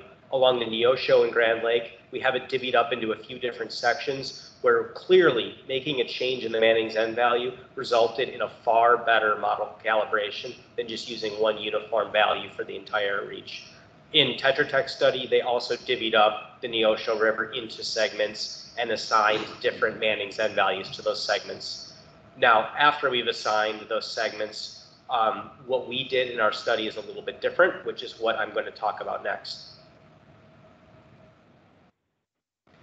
So next up is a topic called flow roughness values. In RAS, there is a function to assign these flow roughness values. And basically what you can do is you can say, okay, I have my base Manning's N value, but at that specific location in the model geometry, that Manning's N value is going to increase or decrease based on the flow that the model is experiencing. And so we applied these factors throughout the one-dimensional areas of our model for the purpose of fine-tuning our calibration. Again, I've said it before, I'll say it again. The goal here is creating a robust tool for relicensing. So we are applying these flow roughness factors to hone in the calibration, basically reducing the differences between simulated and measured water surface elevation. So this means that for a given reach and for a given discharge, the same Manning's N value was consistently used. The other approach that was in the base model was for a given reach and a discharge, you have a different Manning's N value used, and that's dependent on the flow event. So this is using a series of Manning's N values, or rather sets of values that are dependent on the flow event. And that's in order to make the water surface elevation match better. But what we are doing is making that for a given river and a given reach, and a given discharge, we are having a consistent Manning's N value used. So this all goes to say is that our model has predictive capability because we are calibrating to recorded flow data. But because of the way the Manning's N values are implemented, we are ensuring that whoever uses this model in the future, if they continue to use the flow roughness values, they more or less can't stack the deck one way or the other to get the answer that they prefer. Again, the goal here is robustness. All right, we had a question come in. Yeah, Di Thomas asked you to explain why the N values for the Neosho River decreased from 160,000 to 350,000. But then he gave me a thumbs up, so I'm trying to, oh, you did that, okay. All right, so, yeah, so.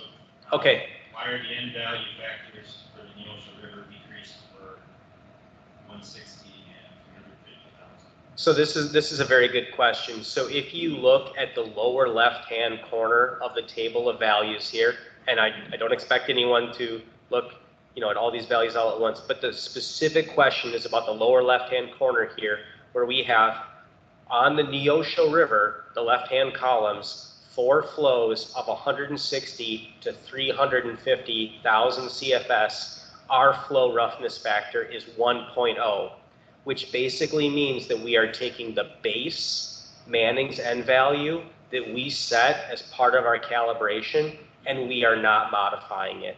And the reason that we are doing that is because we do not have a calibration event where there's a flow of 350,000 CFS on the Neosho River. So no data, no adjustment. We don't want to start kind of extrapolating off into theoretical areas. So if we don't have data, we are not tweaking the Manning's N value with flow roughness values. While we're on this topic, I will also say something about flow roughness values. And I'm trying to emphasize with my voice here when I keep saying base Manning's N values. We have the base Manning's N values. Those were carefully adjusted so that the broad range of events would all, basically the simulated water surface elevation would match the measured water surface elevation for this broad range of events. The flow roughness factors are kind of like icing on the cake. They tweak things so we can get an even tighter calibration. However, using the flow roughness factors allows us to do that icing on the cake in a very straightforward way, where again, you can't really stack the deck with these factors. If you have, let's say, 5 calibration events, and you have 5 different sets of Manning's N values, in my opinion, that's a lot less of a straightforward way to look at it, because then moving forward, you can kind of cherry pick which of those sets of Manning's N values you want to use or want to lean toward, rather than using the flow roughness values. Yes. So if we don't have flow data for 160 and 350, it looks like maybe that's the same for the Spring River at 180 and 350, and maybe that's the same for the Elk River at some value, some flow rate over 100,000 CFS. If you don't have data for that flow, is there any basis for applying a roughness factor at all? And does applying a roughness factor where you don't have data affect your modeling capability for flow rates up to those levels? Okay, so the question I'm going to restate is, we have these flow roughness factors of 1.0 for the really high flows on all 3 rivers. And the question is there any justification in applying a roughness factor at all, right, in these ranges? So when you are looking at the model inputs, you have to apply some sort of flow roughness factor. That is because these equations are taking, these simulations are basically partial differential equations, right? They're looking at slices of data in space and in time, and we are taking equations that could otherwise not be solved analytically and in solving them with partial differential equations. Part of the process to make sure that these models can be run in a timely fashion is simplifications. This is not something that we, Mead and Hunt, or Tetra Tech, or frankly anyone else who's using HEC-RAS is doing. A fundamental built-in part of HEC-RAS is using a Manning's N roughness value to assign the roughness. You as the user basically have to say, or the model is asking the user, let me phrase it this way, you as an engineer, you need to tell me something about the friction resistance at this cross section, whether it's smooth like glass or rather it's boulders and stands of trees. So we do have to apply some sort of roughness factor for every single point within the model geometry. I know that's a long belabored answer to a very straightforward question, but I want to make sure everyone understands. You have to have a Manning's N value at every 1D cross section, at every 2-dimensional cell in the model. Yeah, follow up. So just a quick question. So then is the theory for decreasing the roughness value at those flow rates, those extremely high flow rates, assuming that we've already overtopped other boulders, trees, and you're essentially then flowing over water? Or what's the rationale for decreasing the roughness? So the question is, what is the rationale for decreasing the roughness at the really, really high flow rates? And you said, you know, is that kind of based on the theory that once you've gotten over, you know, boulders or trees or something else, you're actually no longer having any flow resistance, right? That's an excellent question. I think it indicates a fundamental understanding of what's going on here with the roughness factors. Roughness is not just a factor of what is there, it's what is there in relation to the depth of water. So if I have my microphone stand here and I have water that's running just over the top of it, there's a lot of resistance to that water because all of the water is hitting the microphone stand. If I have water up to the ceiling in this room, a lot of that water is not seeing the microphone stand at all. So fundamentally, yes, you are absolutely on the right track there, that if you are above any sort of impediment, there should be less roughness. Now, what is going on specifically in these situations here is that we are applying a roughness factor iteratively to tighten up our calibration. However, for these very, very large flows, and the reason that we have 350,000 CFS on here is this is well and above anything we are going to simulate in the model. So that's basically just saying, don't let the model, you know, run out of table values. Now the model will apply the last value if you run out of table values, but the reason we are using 1.0 is that we do not have any calibration data to indicate one way or the other whether we should increase or decrease that roughness value. So the roughness value still exists, let's say on the Neosho River, from 160 to 350,000 CFS, but the factor then, like the tweaking factor that we are applying is 1.0. Like it's no change on the factor. Yes, we also had okay, we also had a question in the back there. One moment while we do the microphone.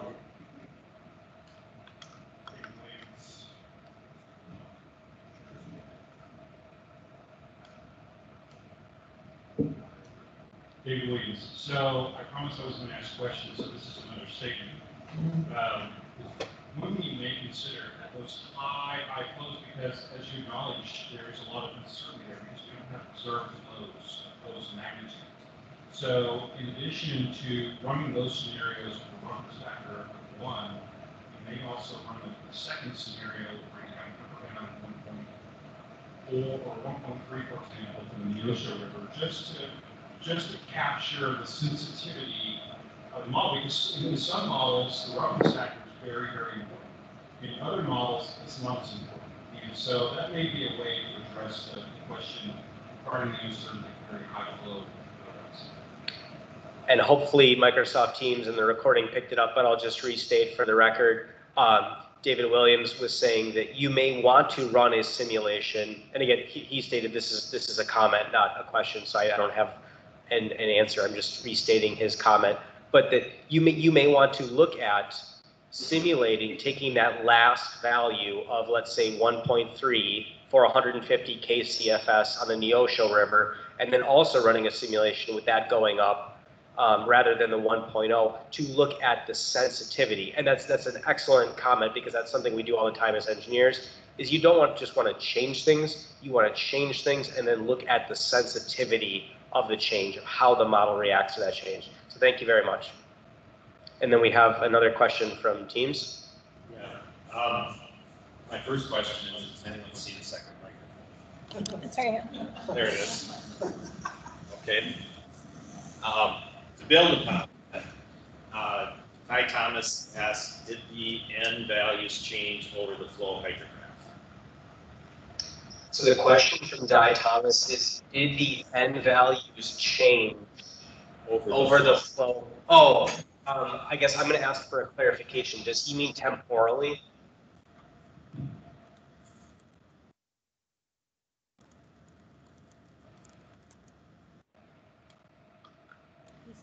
I'm getting nods of affirmation temporally. Yes. So the purpose of the flow roughness factor is to not have the user pick and choose. The Manning's End changes temporally. There are also, if you're looking at very long-term simulations in RAS, you can have roughness factors change with seasonality. But these flow roughness factors are changing, I'm going to say on their own.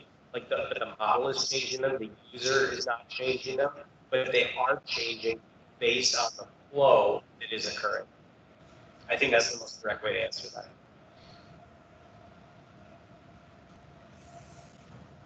All right.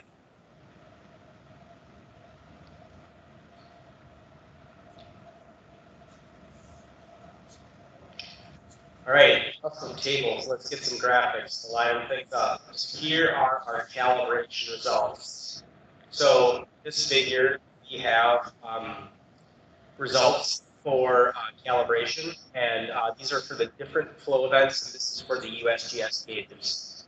In the interest of time, I'm going to go through this information quite quickly to make sure that we have enough time for the other presentation. I have a lot to get through yet in regard to a few other topics. So for the USGS gauges, we are seeing a very tight calibration.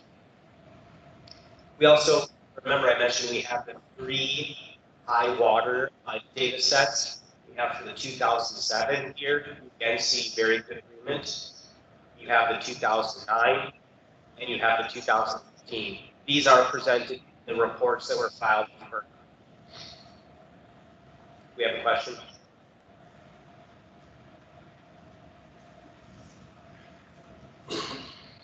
Why is there no calibration value? This is Thomas again. No calibration value for the 2007 flood at Commerce Gauge. So the question is, why is there no calibration for the 2007 at Commerce Gauge? We are simply using the data that's available to us from USGS. All right. Okay. I have this is from Earl Hartley. I thought it was just a comment, but apparently it's a question. It says, once again, you leave Tar Creek out of the model since Miami and Commerce are involved. I think that is a huge omission. All right, let me try to state that. I'm sorry, can you say it one more time, please, so I make sure I get it correctly? This is a comment from Earl Hartley. Once again, you leave Tar Creek out of the model since Miami and Commerce are involved. I think that is a huge omission. So the comment from Earl Hardy was, we are leaving Tar Creek out of the model. We are including Miami and Commerce. That is an omission. So we are using the Tar Creek US. It is a comment, but I'm going to say something about that I hope is helpful for the audience. We are using Tar Creek as an inflow boundary condition. The gauge, the USGS gauge along Tar Creek is more or less at the upstream end of the model boundary. So the Commerce gauge is within the model boundary. The Miami gauge is within the model boundary. They are well within the model boundaries. The Tar Creek gauge is virtually at the model boundary. So you're looking at calibration, you compare stages within your model boundaries. When you're looking at flows, those are boundary conditions. You use those as inputs to the model boundary. So we are using the USGS data at Tar Creek. We are using that in our simulation. We are using that as a flow boundary condition. I also want to correct for the record that his last name is Hatley. I'm sorry. Not Hartley or Hardy. I think I said it wrong too. Okay. Ed Hatley. Yeah. Okay. My apologies.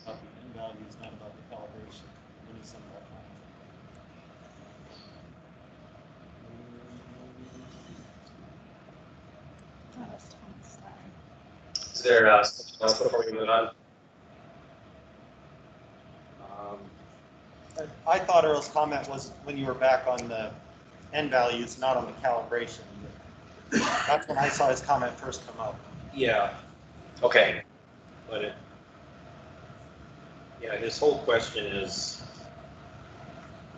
Okay, so I can respond to that if it's regarding N values and calibration.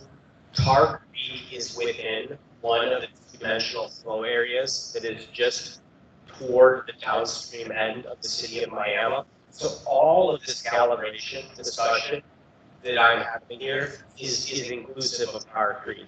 It may not be explicit on every slide, but I'm also not necessarily, yeah, I think that's the most straightforward way to say it. Tar Creek is included in all of this. Okay, I realized I was clicking on my center and not the slide. Back to the calibration results.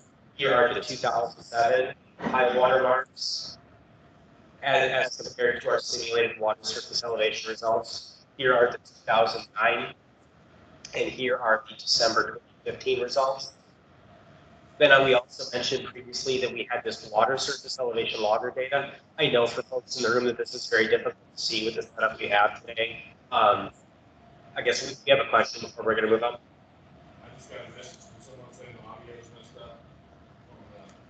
Okay, apparently we were having some audio issues. He just said he's hard to understand now.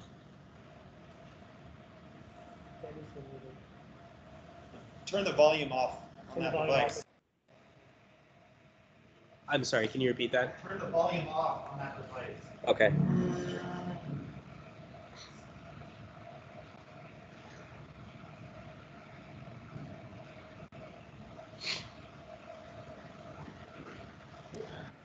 All right. Can someone on Teams give us a thumbs up or a comment if the audio issue has been resolved?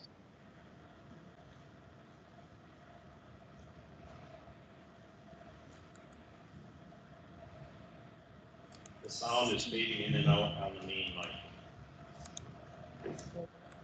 All right, I'm just going to talk for a minute here to hear how it's coming out of the speaker that is next to me. One moment.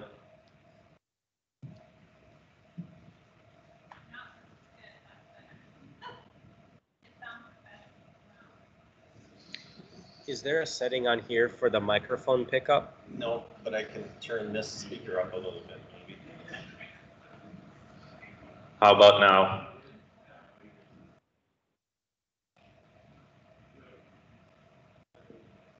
Is the sound good now? He might be pulling back from the microphone when he's talking. And then I don't know who answered.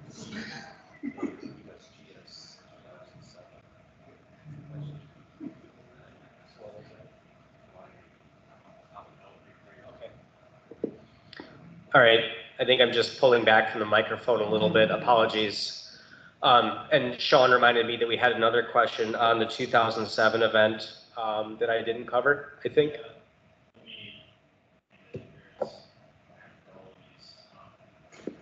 Why is there no calibration value for the 2007 flood commerce gauge? Oh, we did cover that, just to make sure in case the audio was cutting out before. Why is there no presentation of the commerce gauge for the 2007 event? And the short answer is that we are simply using what is available to us from the USGS.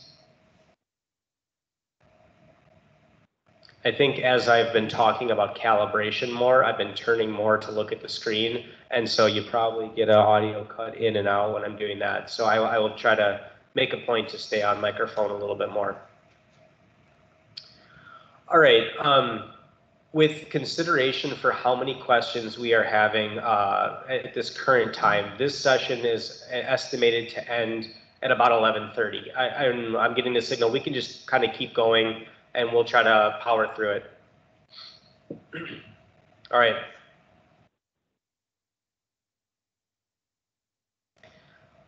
So back to where we were in the presentation, I had mentioned previously that the study team deployed water surface elevation loggers throughout the study area. These are not solely for the purpose of the H&H portion of the relicensing, but we are using that data that is available to us for the H&H study. So these loggers were in place, as I said before, for 3 of the calibration events: January 2017, April 2017, and May 2019. Not all of the logger locations have collected data for a given event. Some of the loggers, when the team went to collect them, they were gone, they were missing, or something went wrong with the logger. These things sometimes get stolen. That happens. So you probably see some red X's on the screen there for folks that are on Teams. Again, for folks in the room, I know it's very difficult with the lighting and the size of the screen to see those. This graphic is included in the model input status report that was filed with FERC if you want to be able to take a closer look at it. So in addition to some of the loggers being missing when we went to collect them, we are also not including some of the loggers in the model calibration because it is going to turn the calibration in an unnatural way. And what I mean by that is some of these loggers are installed along small incoming creeks to Grand Lake. So Grand Lake more or less has a single water surface elevation when you are looking down toward the dam before you get up into the riverine portion where you then have a slope on the water surface elevation. However, when you look at a small creek, for the loggers that are installed on those small creeks, there is a slope of the water surface elevation.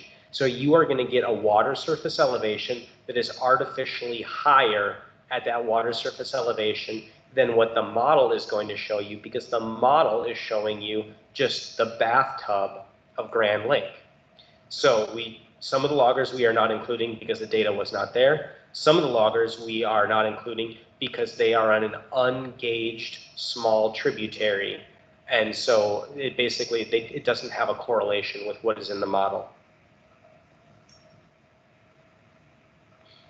Calibration results for our water surface elevation logger data. Again, here we have the different colored bar charts for January and April 2017, and then also May 2019.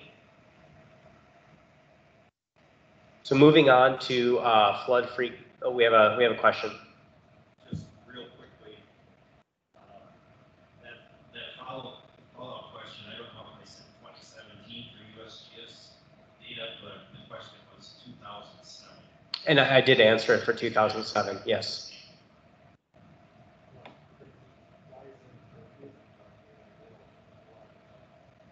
Yeah, we'll have to check on that because DI indicates there is data available for 2007. Okay. Moving on to flood frequency analysis.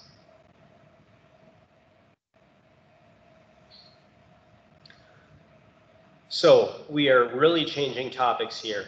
Everything we have just been talking about these past few hours is about taking the base model that we had at the start of this process, changing the geometry, making what improvements we could, and also calibrating that model, creating this robust tool. We're really switching gears now to talk about a different topic, which is flood frequency analysis. So a flood frequency analysis is correlating a flow that is going to potentially occur in a system along with a recurrence interval. And when I say recurrence interval, I'm talking about something like a 25-year flood, 100-year flood. So when we talk about a 100-year flood, that is a flood that has a 1 in 100 chance of happening on any given year, not necessarily meaning that it's only going to happen once every 100 years like clockwork, unless we're living in a simulation. So data sources for the Army Corps period of record, the data source for the flood frequency analysis was the Army Corps period of record. We are looking at total inflow into Grand Lake.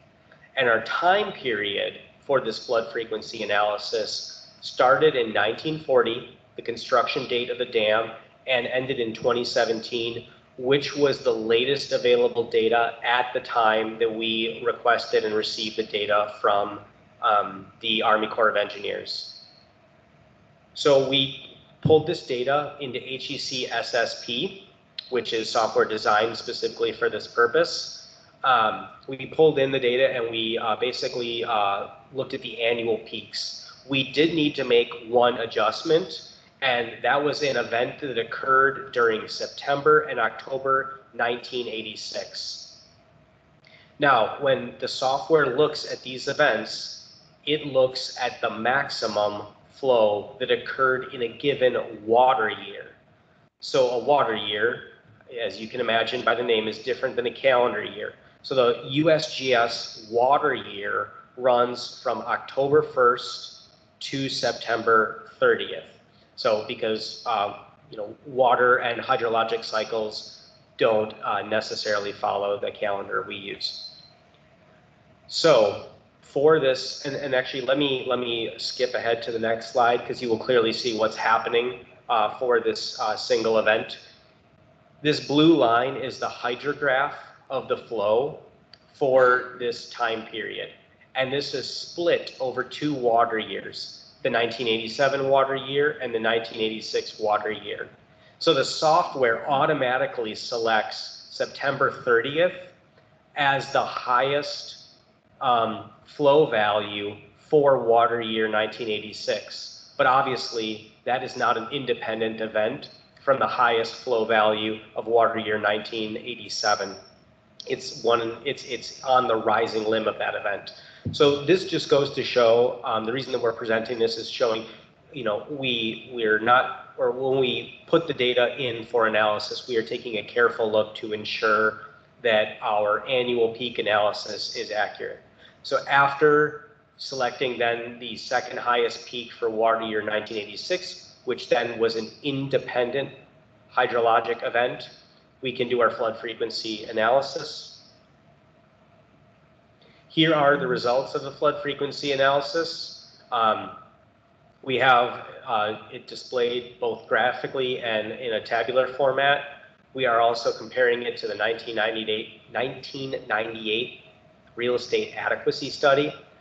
The big takeaway from this slide, because it's going to be important for the inflow event analysis that we are going to discuss in just a minute, is that the annual recurrence interval of 100 years, so that 1 in 100 chance, or 100-year flood, is approximately 300,000 CFS.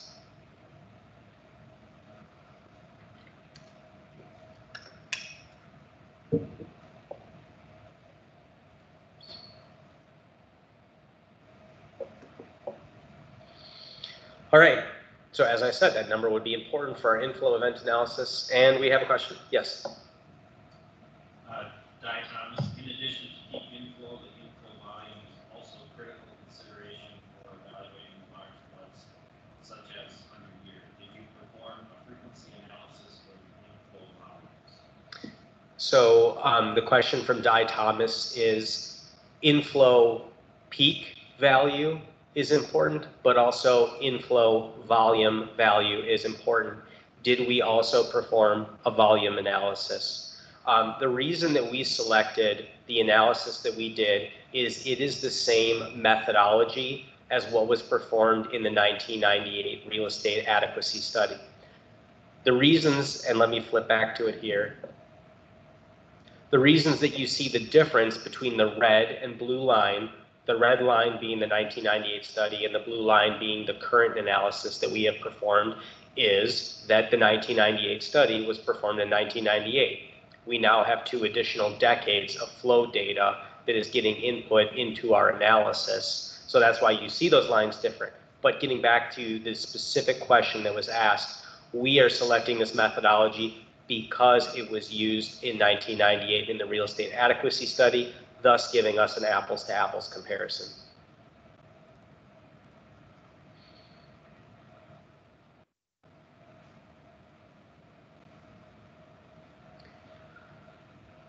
Okay, moving on to the inflow event analysis. So as we saw from our flood frequency analysis, when we're looking at inflow to Grand Lake, a 100-year event is approximately 300,000 CFS. For July 2007, a recent large flood event, that was the largest event of recent record on the Neosho River. The peak flow at the Commerce Gauge was 141,000 CFS. The peak inflow at Pensacola Dam was 130,000 CFS. So for those who don't do H&H for a living, the question might be, wait a minute, why is the flow different at those 2 locations? And why is the flow lower when you get to Pensacola Dam? So there are a few things that go on between the Commerce Gauge and Pensacola Dam. One, you have inflow from the Spring River and the Elk River and Tar Creek. So that increases your flow. However, those flow peaks may not be coincident, meaning they may not happen at the same exact time. I was actually asked a question about this, about looking at all the different permutations of flooding that can occur. When you have a large river system like this with a lot of rivers, or multiple rivers coming together, I'm going to say this in a very specific way.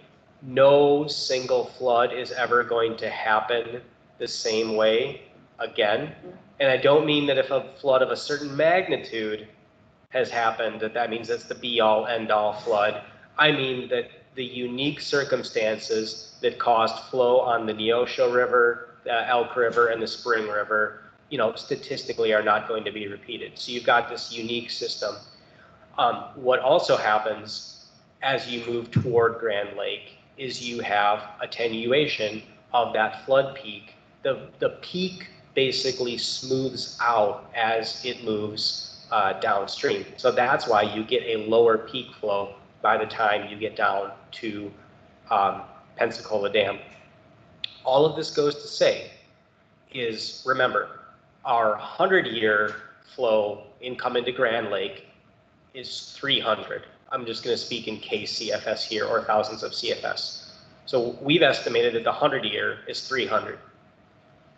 In 2007, the upstream at Commerce, where it was very peaky, so to speak, was 141. And then by the time it got to the dam, it was only 130. So that's only a 4-year event by the time the flow gets to Pensacola Dam. So if we are going to simulate a 100-year event, we need to do something further. And then we have a question. Just wondering, maybe you can clarify this for me. So the Joe Heller, so the 300K inflow as a 100-year inflow event. And did you calculate that? Well, at what rule curve level did you calculate that? And did you evaluate whether the change in the rule curve and the consumption by storage of flood affects whether, in fact, 300 CFS is 100-year inflow, whether it changes your valuation because of lack of storage in the lake? So the question is, did we look at the rule curve when looking at this flood frequency and inflow event analysis, and how change in reservoir operations could impact the inflow? The simple answer is that, broadly speaking, the flow that is coming from the upstream watershed is going to come regardless of the operations of Pensacola Dam. And so we are just looking at the upstream inflows as they aggregate at Pensacola Dam. And then we have a follow-up. Yeah, I get that, but I'm just wondering whether a flood frequency calculation is different. Volume of flow is required for flood frequency is less if the lake's full. So the question is about volume required for a 100-year event if the lake is less full. That's an excellent question. What we are looking at here for flood events is peak inflow. As I'll get to in just a moment in a few other slides, we are actually looking at multiple estimations of the 100-year event. And this kind of gets into what I was saying before, how you're never going to have the same exact flood happen in the same exact way, given the nature of the watershed and the number of inflowing rivers. So you are looking at peak flow. You are not necessarily looking at volume, but we will look at some multiple floods that each of those floods have a different volume by nature because they are a different flood that happened at a different time. Does that sufficiently answer your question? Okay. Jesse, we have another question online from Martin Lively. Does the smoothing effect correlate with flooding severity upstream versus downstream?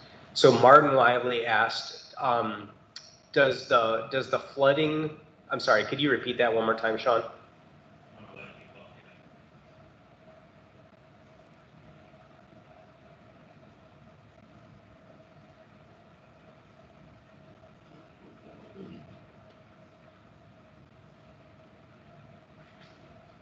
Okay, so the question is, does the downstream smoothing effect correlate with flooding severity upstream versus downstream? When I'm going to answer this question, I'm not going to speak about anything specifically about the study area. I'm going to speak more from a textbook H&H perspective. If you have attenuation of a flood peak and you have a lower peak flow, you are inherently going to have a lower water surface elevation. And if you have more of a peak, you are going to have a higher water surface elevation. This is simply a function of how natural rivers operate. At some point in a riverine system, you are going to have a sharp peak. The sharpness of that peak is dependent on the watershed that is flowing to that riverine system. And then the attenuation as it moves downstream is a function of the riverine system itself and also the subsequent watersheds that are flowing into that. So I really can only answer that from a kind of textbook H&H perspective of, you know, natural riverine systems. Any riverine system is going to have attenuation. And as you have the smoothing of the curve, naturally that flood volume is spread out over more time. And so you have a lower peak stage. And then we had a question in the back from Dave Williams, Army Corps of Engineer. Yeah, I just have a very quick comment. So this 1% of 100-year flow, inflow to Grand Lake, what this specifically represents is the flow that will be observed, whether or not Pensacola Dam exists, but this is a specific location at Pensacola Dam. This is not the 1% on the Neosho above Miami. This is not the 1% on the spring. And this is not the 1% on the Gulf. This is downstream on the Grand River at the dam site location. Yes, let me repeat that comment from Dave. I think it's an excellent comment. This 300,000 CFS is an estimate of the 100-year flow independent of the existence of Pensacola Dam. This is not a 100-year event on the Neosho. It's not a 100-year on the Spring. It's not a 100-year on the Elk. It's 100-year at this specific point in the riverine system. I think I repeated that. Well, okay. Happy to make any corrections if there are. Okay. Yes.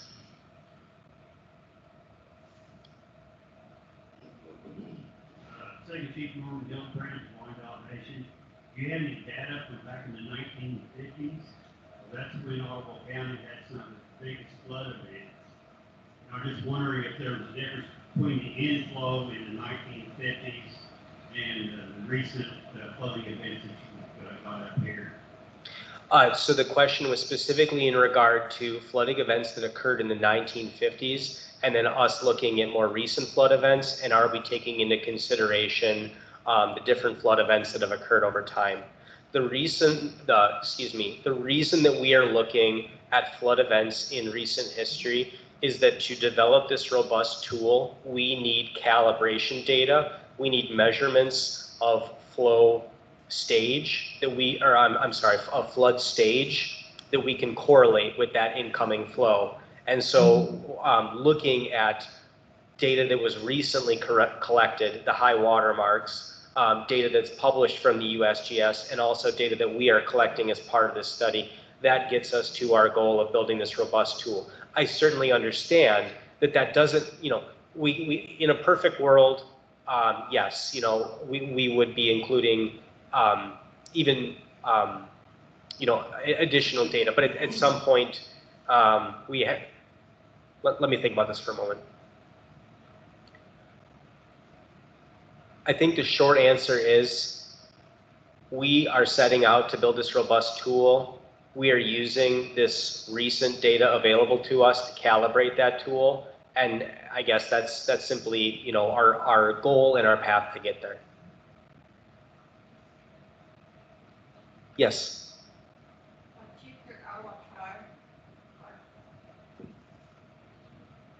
What about the 2009 flood in Miami? When the only way you could get out of Miami, you couldn't go to Kansas, you couldn't go to Missouri. The only way you could get out of Miami was sitting 44, because my husband was trying to get to Wichita. He had to go 44 to 35 to get to Wichita. I don't see that in this list. So the question is, why is the 2009 event not included in the calibration process? The simple answer is that at a certain point, we need to try to get a number of flood events that cover both high flow events and low flow events, and we cannot necessarily look at every single event that occurred just because of the constraints of time it takes to run these simulations and the amount of the time needed to spend on the analysis. I certainly understand that if you've experienced a flood where you have been cut off from transportation options and then not seeing that included in the calibration, it may feel like, well, why aren't you including that? That's not to say that that event is not important. I'm just, the answer is simply that within the constraints of the time that we have during this relicensing process to run a number of simulations, at some point back in 2018, we had to pick and choose the events that we were going to include in the calibration, and that FERC would also think that covered a broad range of flows that were on all of the gauged inputs to Grand Lake.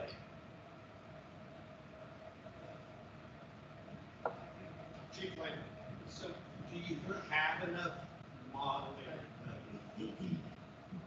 Chief Langford, do you have enough modeling that you could calculate those overflows with the data? You know what I'm saying? Is there enough data collected already? You could put in watermarks from the 50s and calculate and see if that's what enough core data. Yeah, so the question is, if we had data for a given event, do we have enough modeling capability to do that? And I mean, the short answer is yes. If there's data for a given event, it is possible to take this model and use it to simulate those events. Again, it ends up being a factor, or the primary factor ends up being the time that we have to run these simulations within the FERC relicensing process.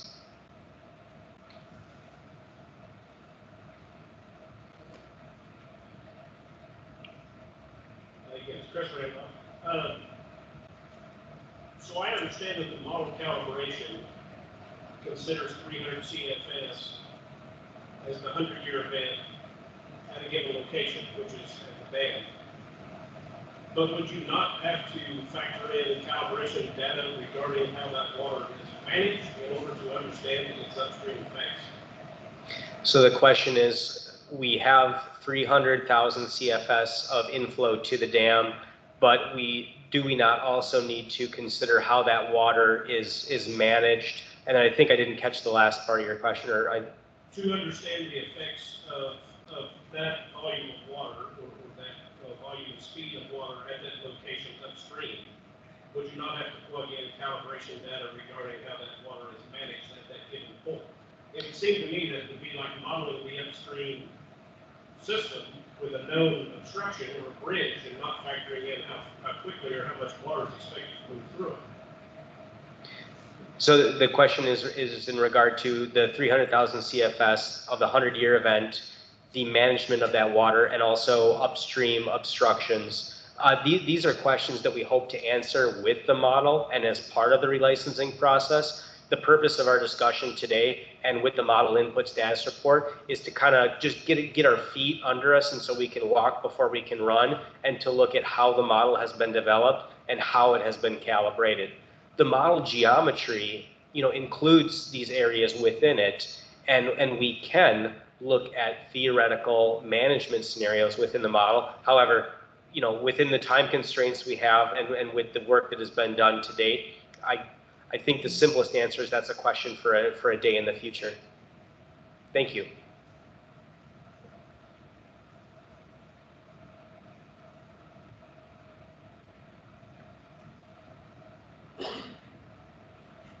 All right, we are close to the end. So we just talked about that 2007 event and how if you look at by the time it got to the dam and attenuated, it is a 4-year event. I'm just going to read something, a quote here from FERC's SPD or study plan determination. If the flood frequency analysis shows that the selected historical inflow events do not exceed a 100-year recurrence interval, inflow events up to and including the 100-year recurrence interval would be evaluated in the CHM. CHM there stands for Comprehensive Hydraulic Model. So to that end, we looked at a number of recent events and we looked at the peak inflow to Grand Lake. Just a note, as I've got my footnote there, these flows are rounded to the nearest 10,000 CFS simply for readability. We also then looked at those flows on our flood frequency curve and looked at the recurrence interval of those floods. And so that's listed in the third column there. And then in the fourth column, what we have is a scaling factor. If we were to take that flood and multiply it by a factor that is multiplying the inflow hydrographs, all of the inflow hydrographs by that factor to create a flood that would approximate 300,000 CFS at the dam. And that is something you need to do iteratively. You are not going to necessarily get the scaling factor on the first try, but these are the scaling factors that we have come up with. If we were to take those historic events and scale them by a factor, they result in 300,000 CFS in Grand Lake coming into Pensacola Dam. Last but not least, we are going to discuss the definition of material difference. So first we have a little bit of background about even what I'm talking about, and that comes from the revised study plan. So again, in italics here, this is a quote from our revised study plan. The H&H study area will encompass the channel and overbank areas of the Grand/Neosho River watershed that have a material difference in water surface elevation due to project operation during the measured inflow events of the H&H study. A material difference in water surface elevation due to project operations will be based on professional judgment. So that's what was stated in the revised study plan. So to that end, FERC has requested a definition to be presented at this stage with the model input status report and technical conference. So to come to that proposed definition, we looked at how a few different government agencies look at differences in water surface elevation. Again, I want to reiterate, this is the material difference in water surface elevation is for the upstream end of the model. This is to look at the extents of the hydraulic model, the tool that we are using for the relicensing process. So I'm going to talk about half a foot in just a minute, and that's why we've come to that definition. That is, again, I just want to reiterate, this is all in relation to what is, how we determine where to cut off the model. Do we go all the way up into Kansas? Do we go all the way up to Wisconsin? You know, what do we do here? Where do we cut it off? So to that end, when FEMA looks at hydraulic studies, they require their base flood elevations. And when FEMA says base flood elevations, for the purposes here today, we can just pretty much assume that that is the 100-year event. Quote, match within 1/2 foot at the transition between a revised study and the study it is replacing. So that's FEMA's definition. So at the upstream end of a model, when you've got two models, they look at a 1/2 foot of difference in water surface elevation. We also look for references from the Army Corps of Engineers.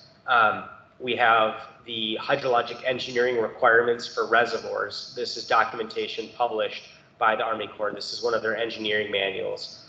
So they look at the point of intersection in regards to reservoirs. So they say that the point of intersection between a pre-project and post-project water surface elevation profile is established where the profiles are within 1 foot of each other.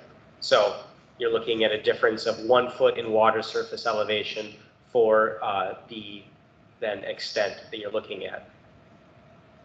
We also looked at some field measurements from the United States Geological Survey. We looked at the USGS's documentation regarding field measurements and then applied it with our own study. So in the USGS's documentation, they consider a flow measurement to be excellent if it's within 2% of the actual flow value. They consider a flow measurement to be good if it's within 5% of the actual value. So, and the USGS, they are weighing in on flow, not stage. So what we did is we took our model and we looked at the calibration events and we increased and decreased the inflows by 2%. And we came up with a water surface elevation difference of approximately 0.5 feet at our calibration locations within the model.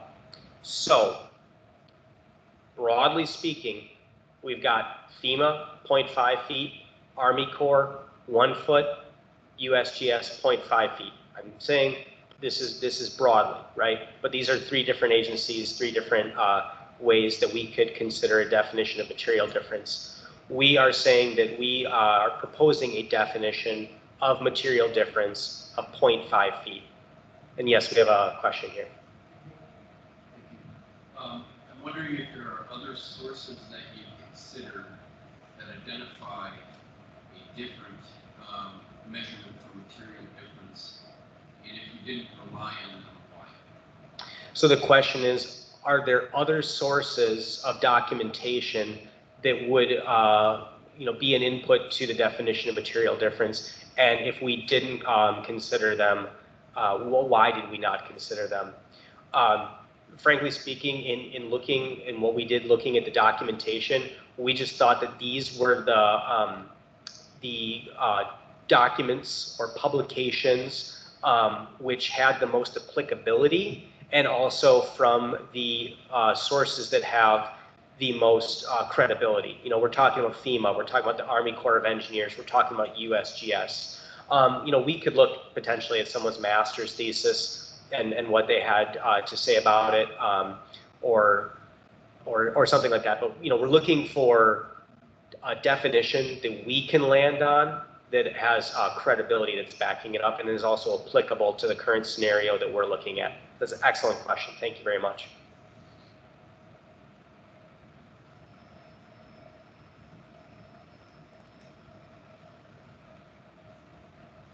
Yes. Chief Blanford, this probably should have been asked a long time ago, but different questions have prompted thinking. In your model, what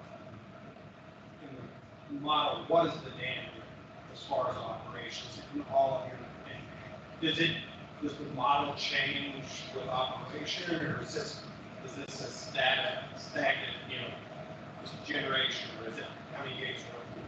Yes. Does the dam change? Yeah. Your model? So the question is, how does I'm going to kind of paraphrase broadly, how does the dam play into this? What are we doing with the operations or water surface elevation at the dam for everything that's presented here today? Would you say that's fair? Okay, yes. So the reason that when we look for calibration, we're looking at historic events, by nature, that's the events that we have data recorded for. But we also we have the stage that occurred at the dam. So when we are simulating these historic simulations, we are within, the limits of engineering measurement, inputting into our model the flow that the USGS measured. And then we are also at the downstream end of our model inputting the stage that was measured at that Lake of the Cherokee's stage gauge. So that's an excellent question. So the answer is to the question of what is the dam doing during all of these simulations? The dam is doing what it did historically. Thank you. Excellent question.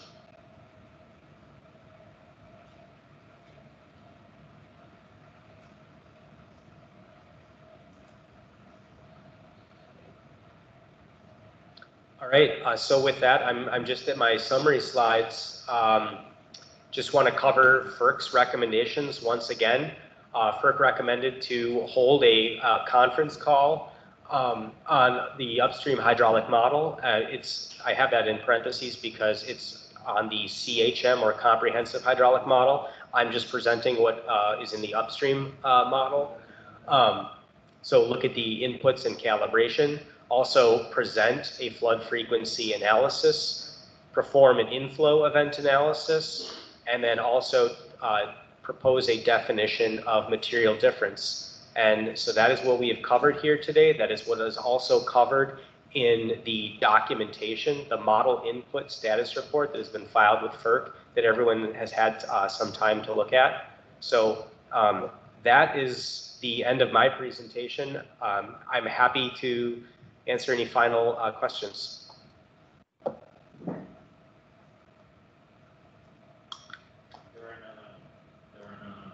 Okay, before they pop in, I'm going to run out of here and turn it over to someone. All right.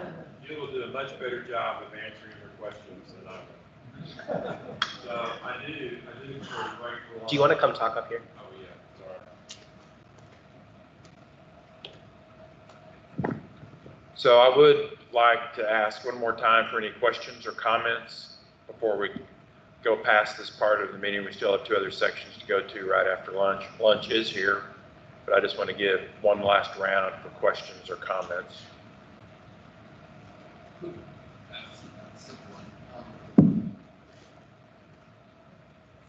Will we be able to get the slides from the presentations today? Yeah. Electronically or hard copy? Yes, the slides will be provided. I don't know why you can't read, 12-point font in a lightly lit room. Any other questions or comments? Anything online? All right, so we're going to break for lunch. We will leave the Teams call up. We'll just mute the line, and then we will reconvene in about an hour.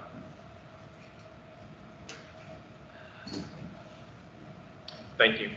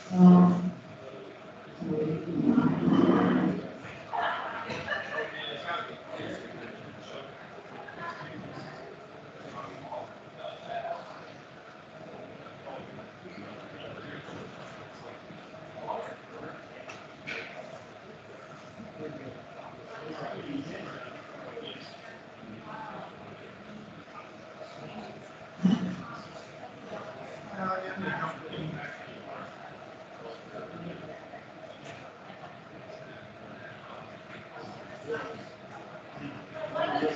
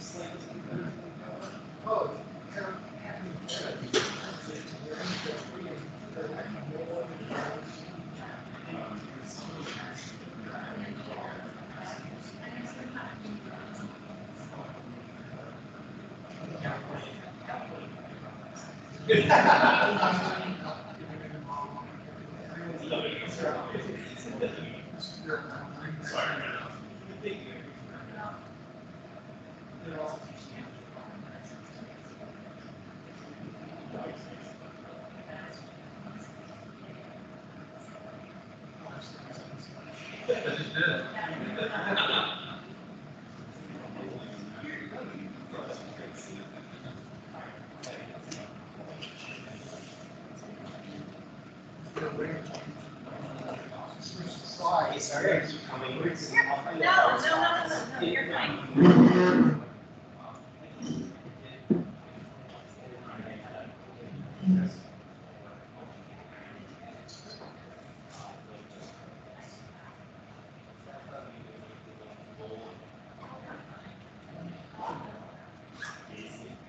My father, Rick, and I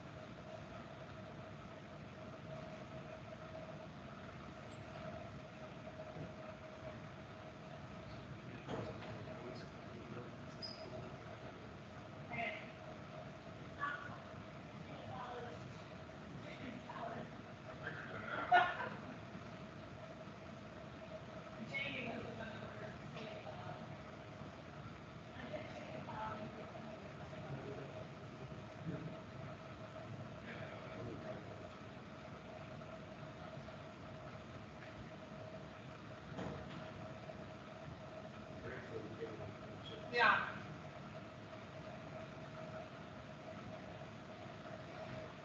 Well, I told her to bring the whole fucking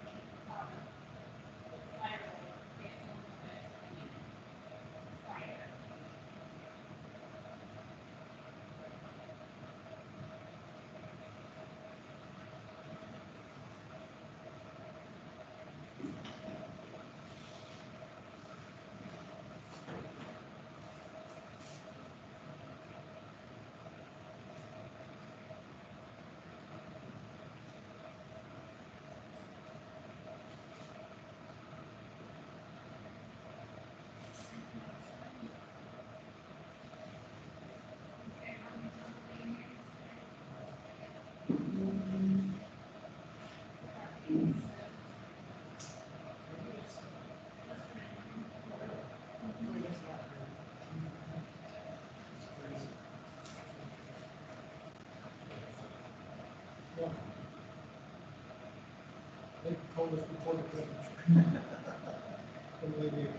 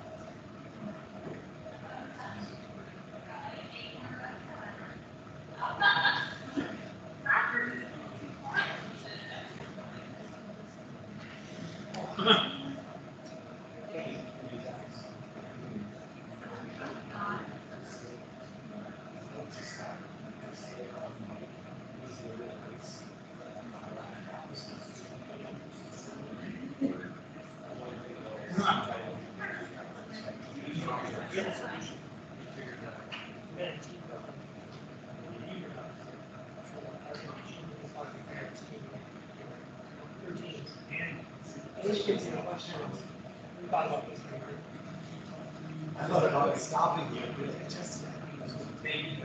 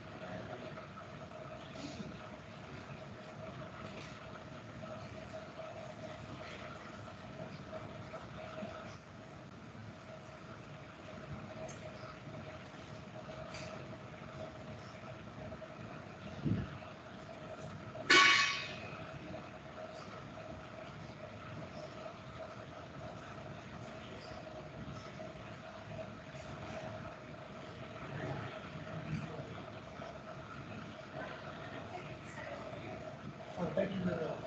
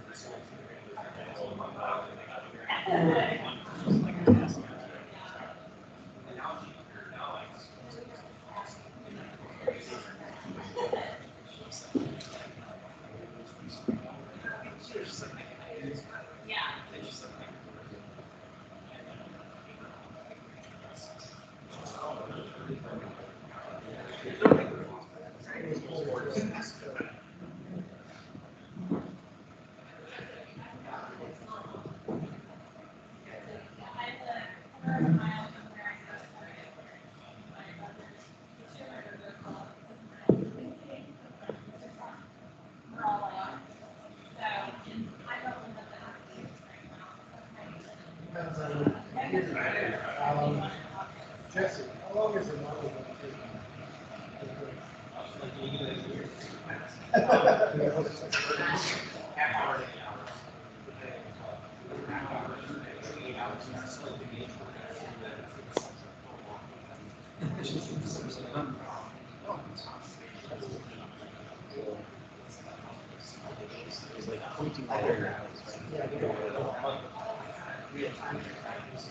Because it's only. It's not like.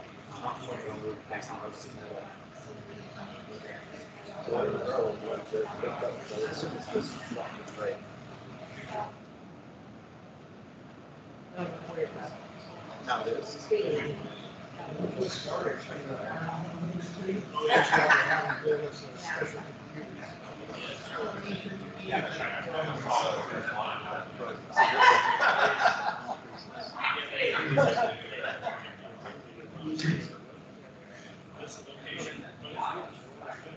What?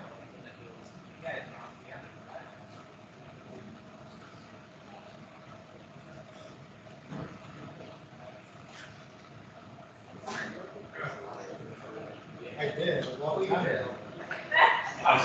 Back in the 1990s.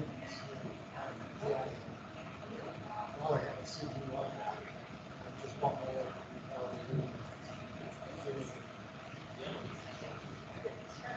for her, she picked it. She wanted a portion of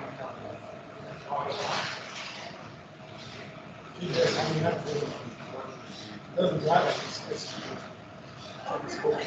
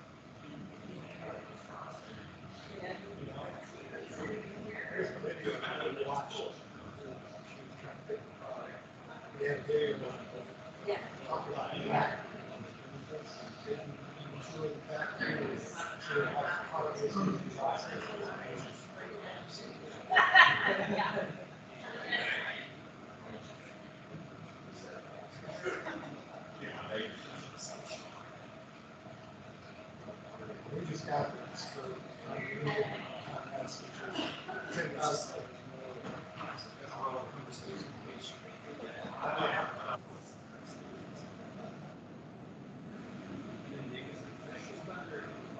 Your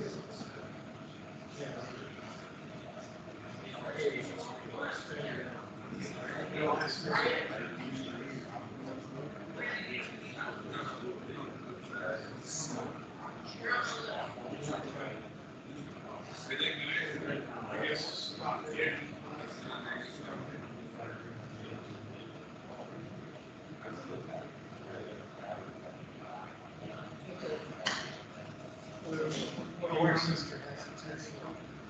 I asked her, you want to test it? She said, well, no, I can't get to check everything because when my sister said, I could go to she's got gas. She said, I can't get the same thing because then my sister said, I'm copying you.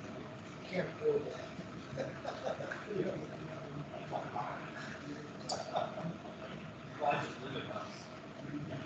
Yeah, it's hard to. The way your house is.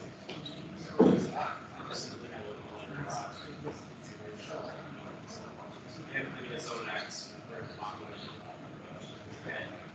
The first summer we were there, all the 20s.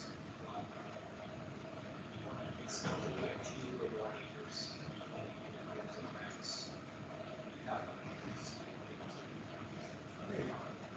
Escape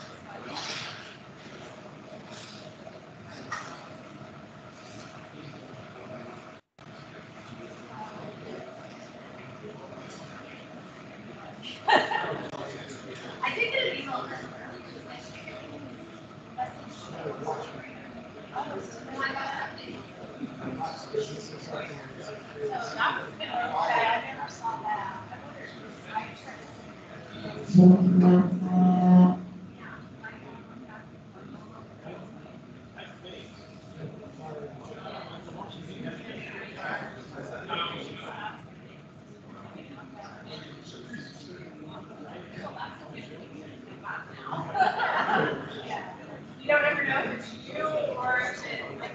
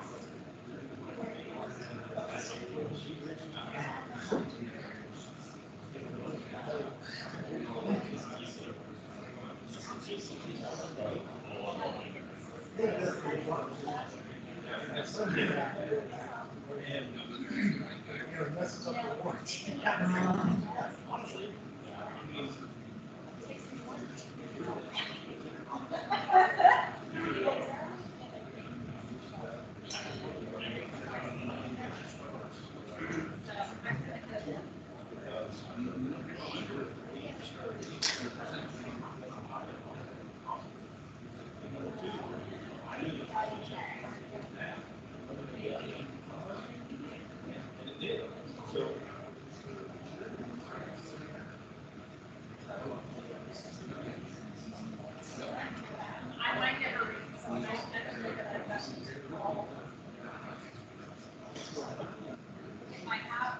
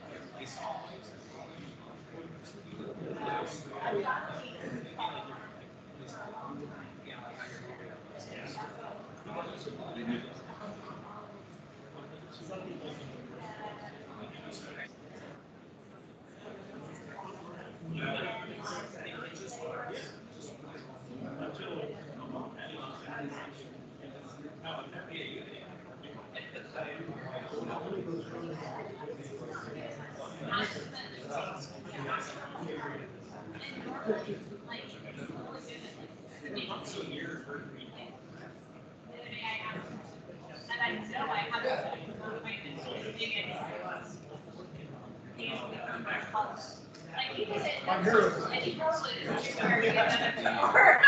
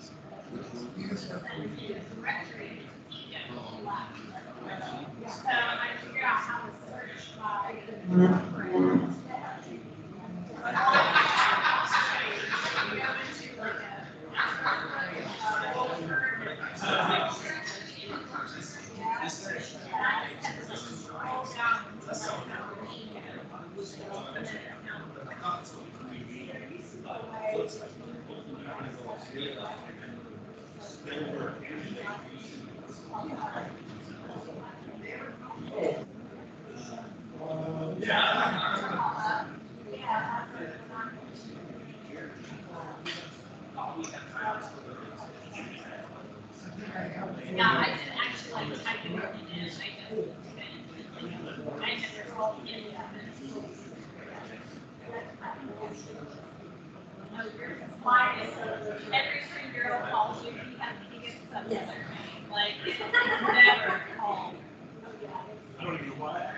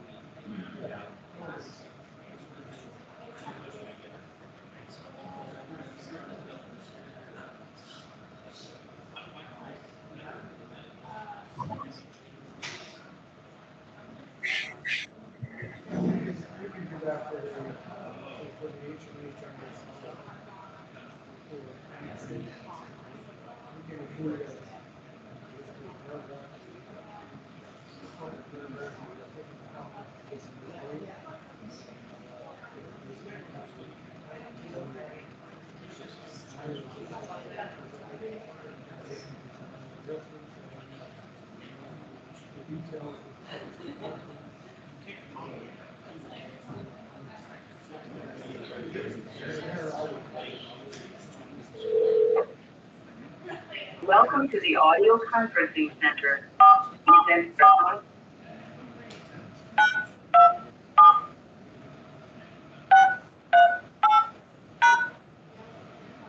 After the tone, please record your name and then press pound. Brad Vickers. You are now joining the meeting.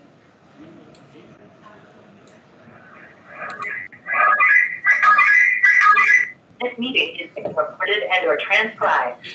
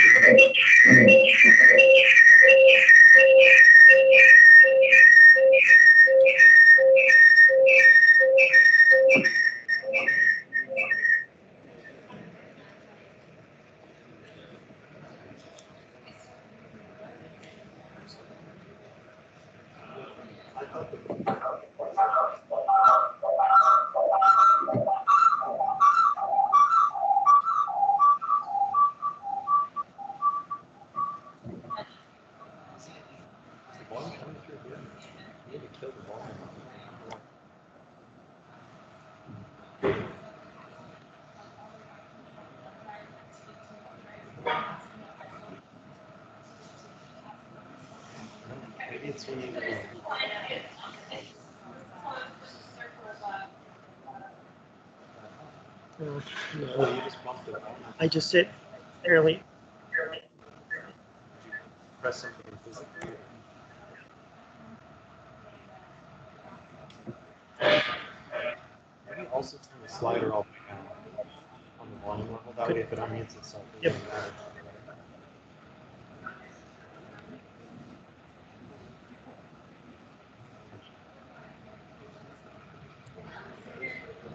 Because I hit.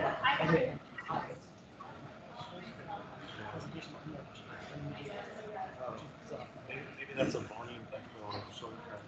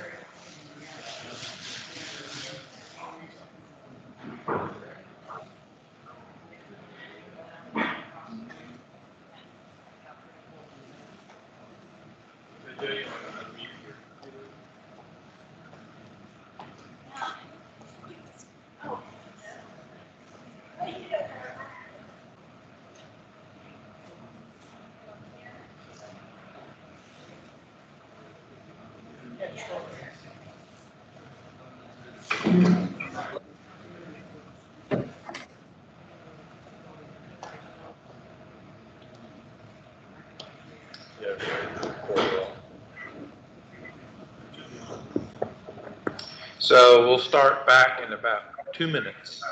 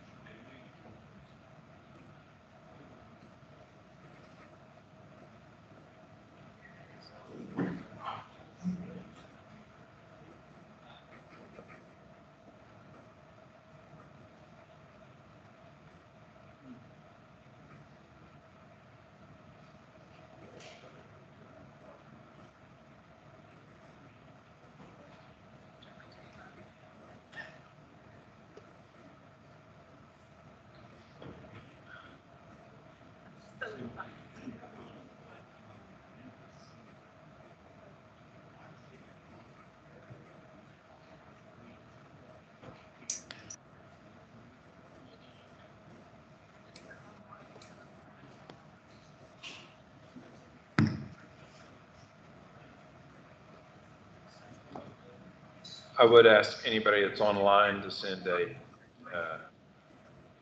text message to the chat to make sure you have audio.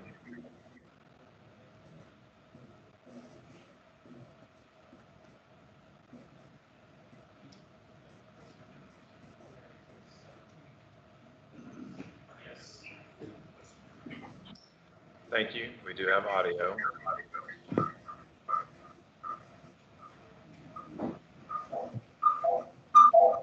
So before we start with the operations model, we had a request for the attendees online.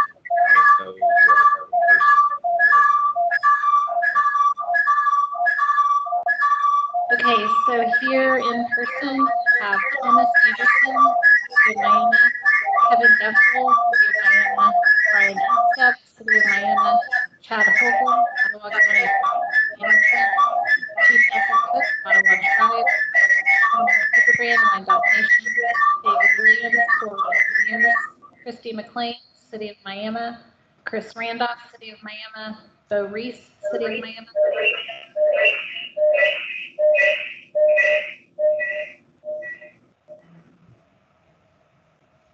Say something. Test. Better.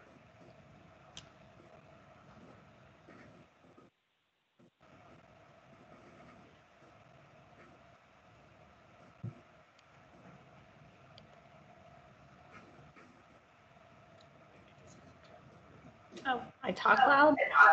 Wes Parker, City of Miami, Scott Cox, Park Wildlife Conservation, Davis, City of Miami.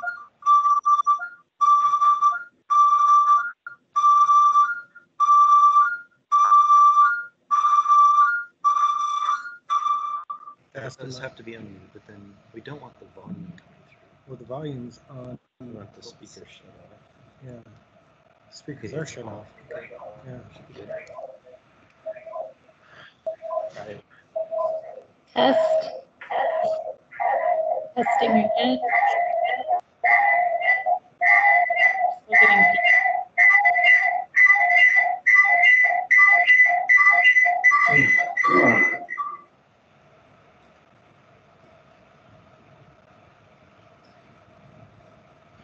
getting Test it again.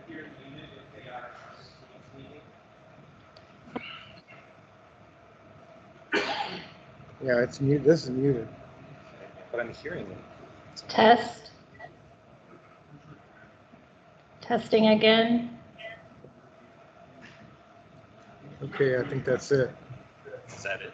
Got it? I think we got it. Okay, I think we got it. Yep. Amanda Davis, City of Miami, Doug Langford, Miami Nation, Joe Halloran, Miami Nation, GRDA staff.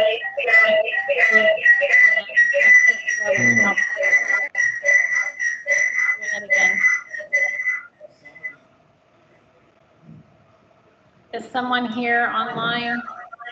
That's not muted. Is it mine? Make sure I'm muted.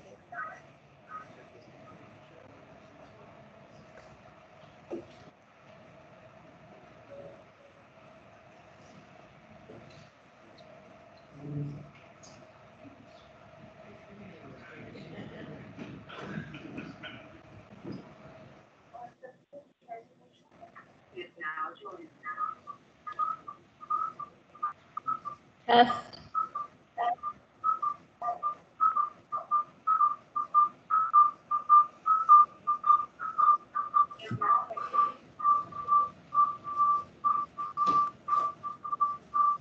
If you're on the Teams meeting, will you mute your line?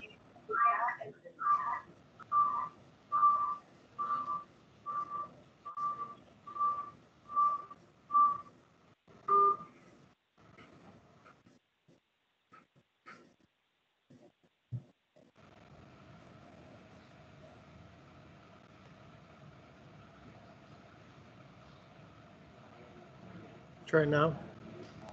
Test, test, test, Louder. test, test, testing.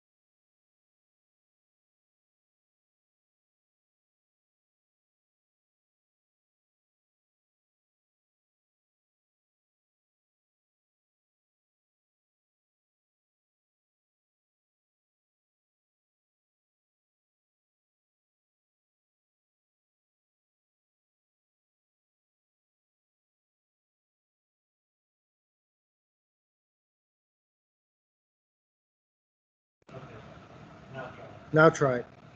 Testing again. Maybe it just doesn't like me. You can they can hear me? Okay. So for those in the room, here's who is online with us. If I know their agency, I'll state it. If I don't, you'll just get a name. Earl Hatley with the Riverkeeper, the lead agency. Brad with the Oklahoma Conservation Commission. Elizabeth Toombs, Cherokee Nation. Randy. Allison Whitsitt. Amber Earnhardt. Ben Loring. Bill Cothran, Oklahoma Water Resources Board. Brad Johnson, Oklahoma Department of Wildlife Conservation. Brad Vickers, Brent Teskey, Tim Brown, GRDA, Kendra Dressback, University of Oklahoma, Everett Bandy, Quapaw Nation, Alinda Foreman, Nicholas Funk, Craig Gannett, Valerie Geibel, Josh Johnston, Oklahoma Department of Wildlife Conservation. Oh, Valerie is with the Department of Interior. Josh Johnston, Oklahoma Department of Wildlife Conservation. Justin Hilgenberg, Kevin Browning, Kamika Price, EPA. Lance Phillips, Oklahoma Water Resources Board. Larry Bork, Jason Lewis, Linda Ozan, Oklahoma State SHPO Office. Martin Lively, Michael Denny, Kate Moore, Navreet Deo, FERC, Shannon O'Neill, Owen Mills, Oklahoma Water Resources Board. Peggy Ziegler, Rachel McNamara, FERC, Nathan Reese, GRDA, Richard Slotsky, Allison Ross, BIA, Carrie Stackelbeck, Oklahoma Archaeology Survey, Kyle Stafford, NEO, Stephen Bowler, FERC, Kevin Stubbs, U.S. Fish and Wildlife Service, Tamara Sortman, Thomas Dye, Tony Smith, Tanya Tipton, and there's 5 or 6 joining by phone that I have not identified yet, but I've asked them to send me their names.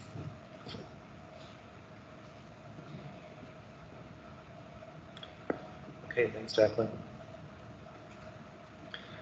Well, again, I'm Ryan Greif with Mead and Hunt. I'm going to do my best to lean into the microphone here. I'll be presenting on the operations model.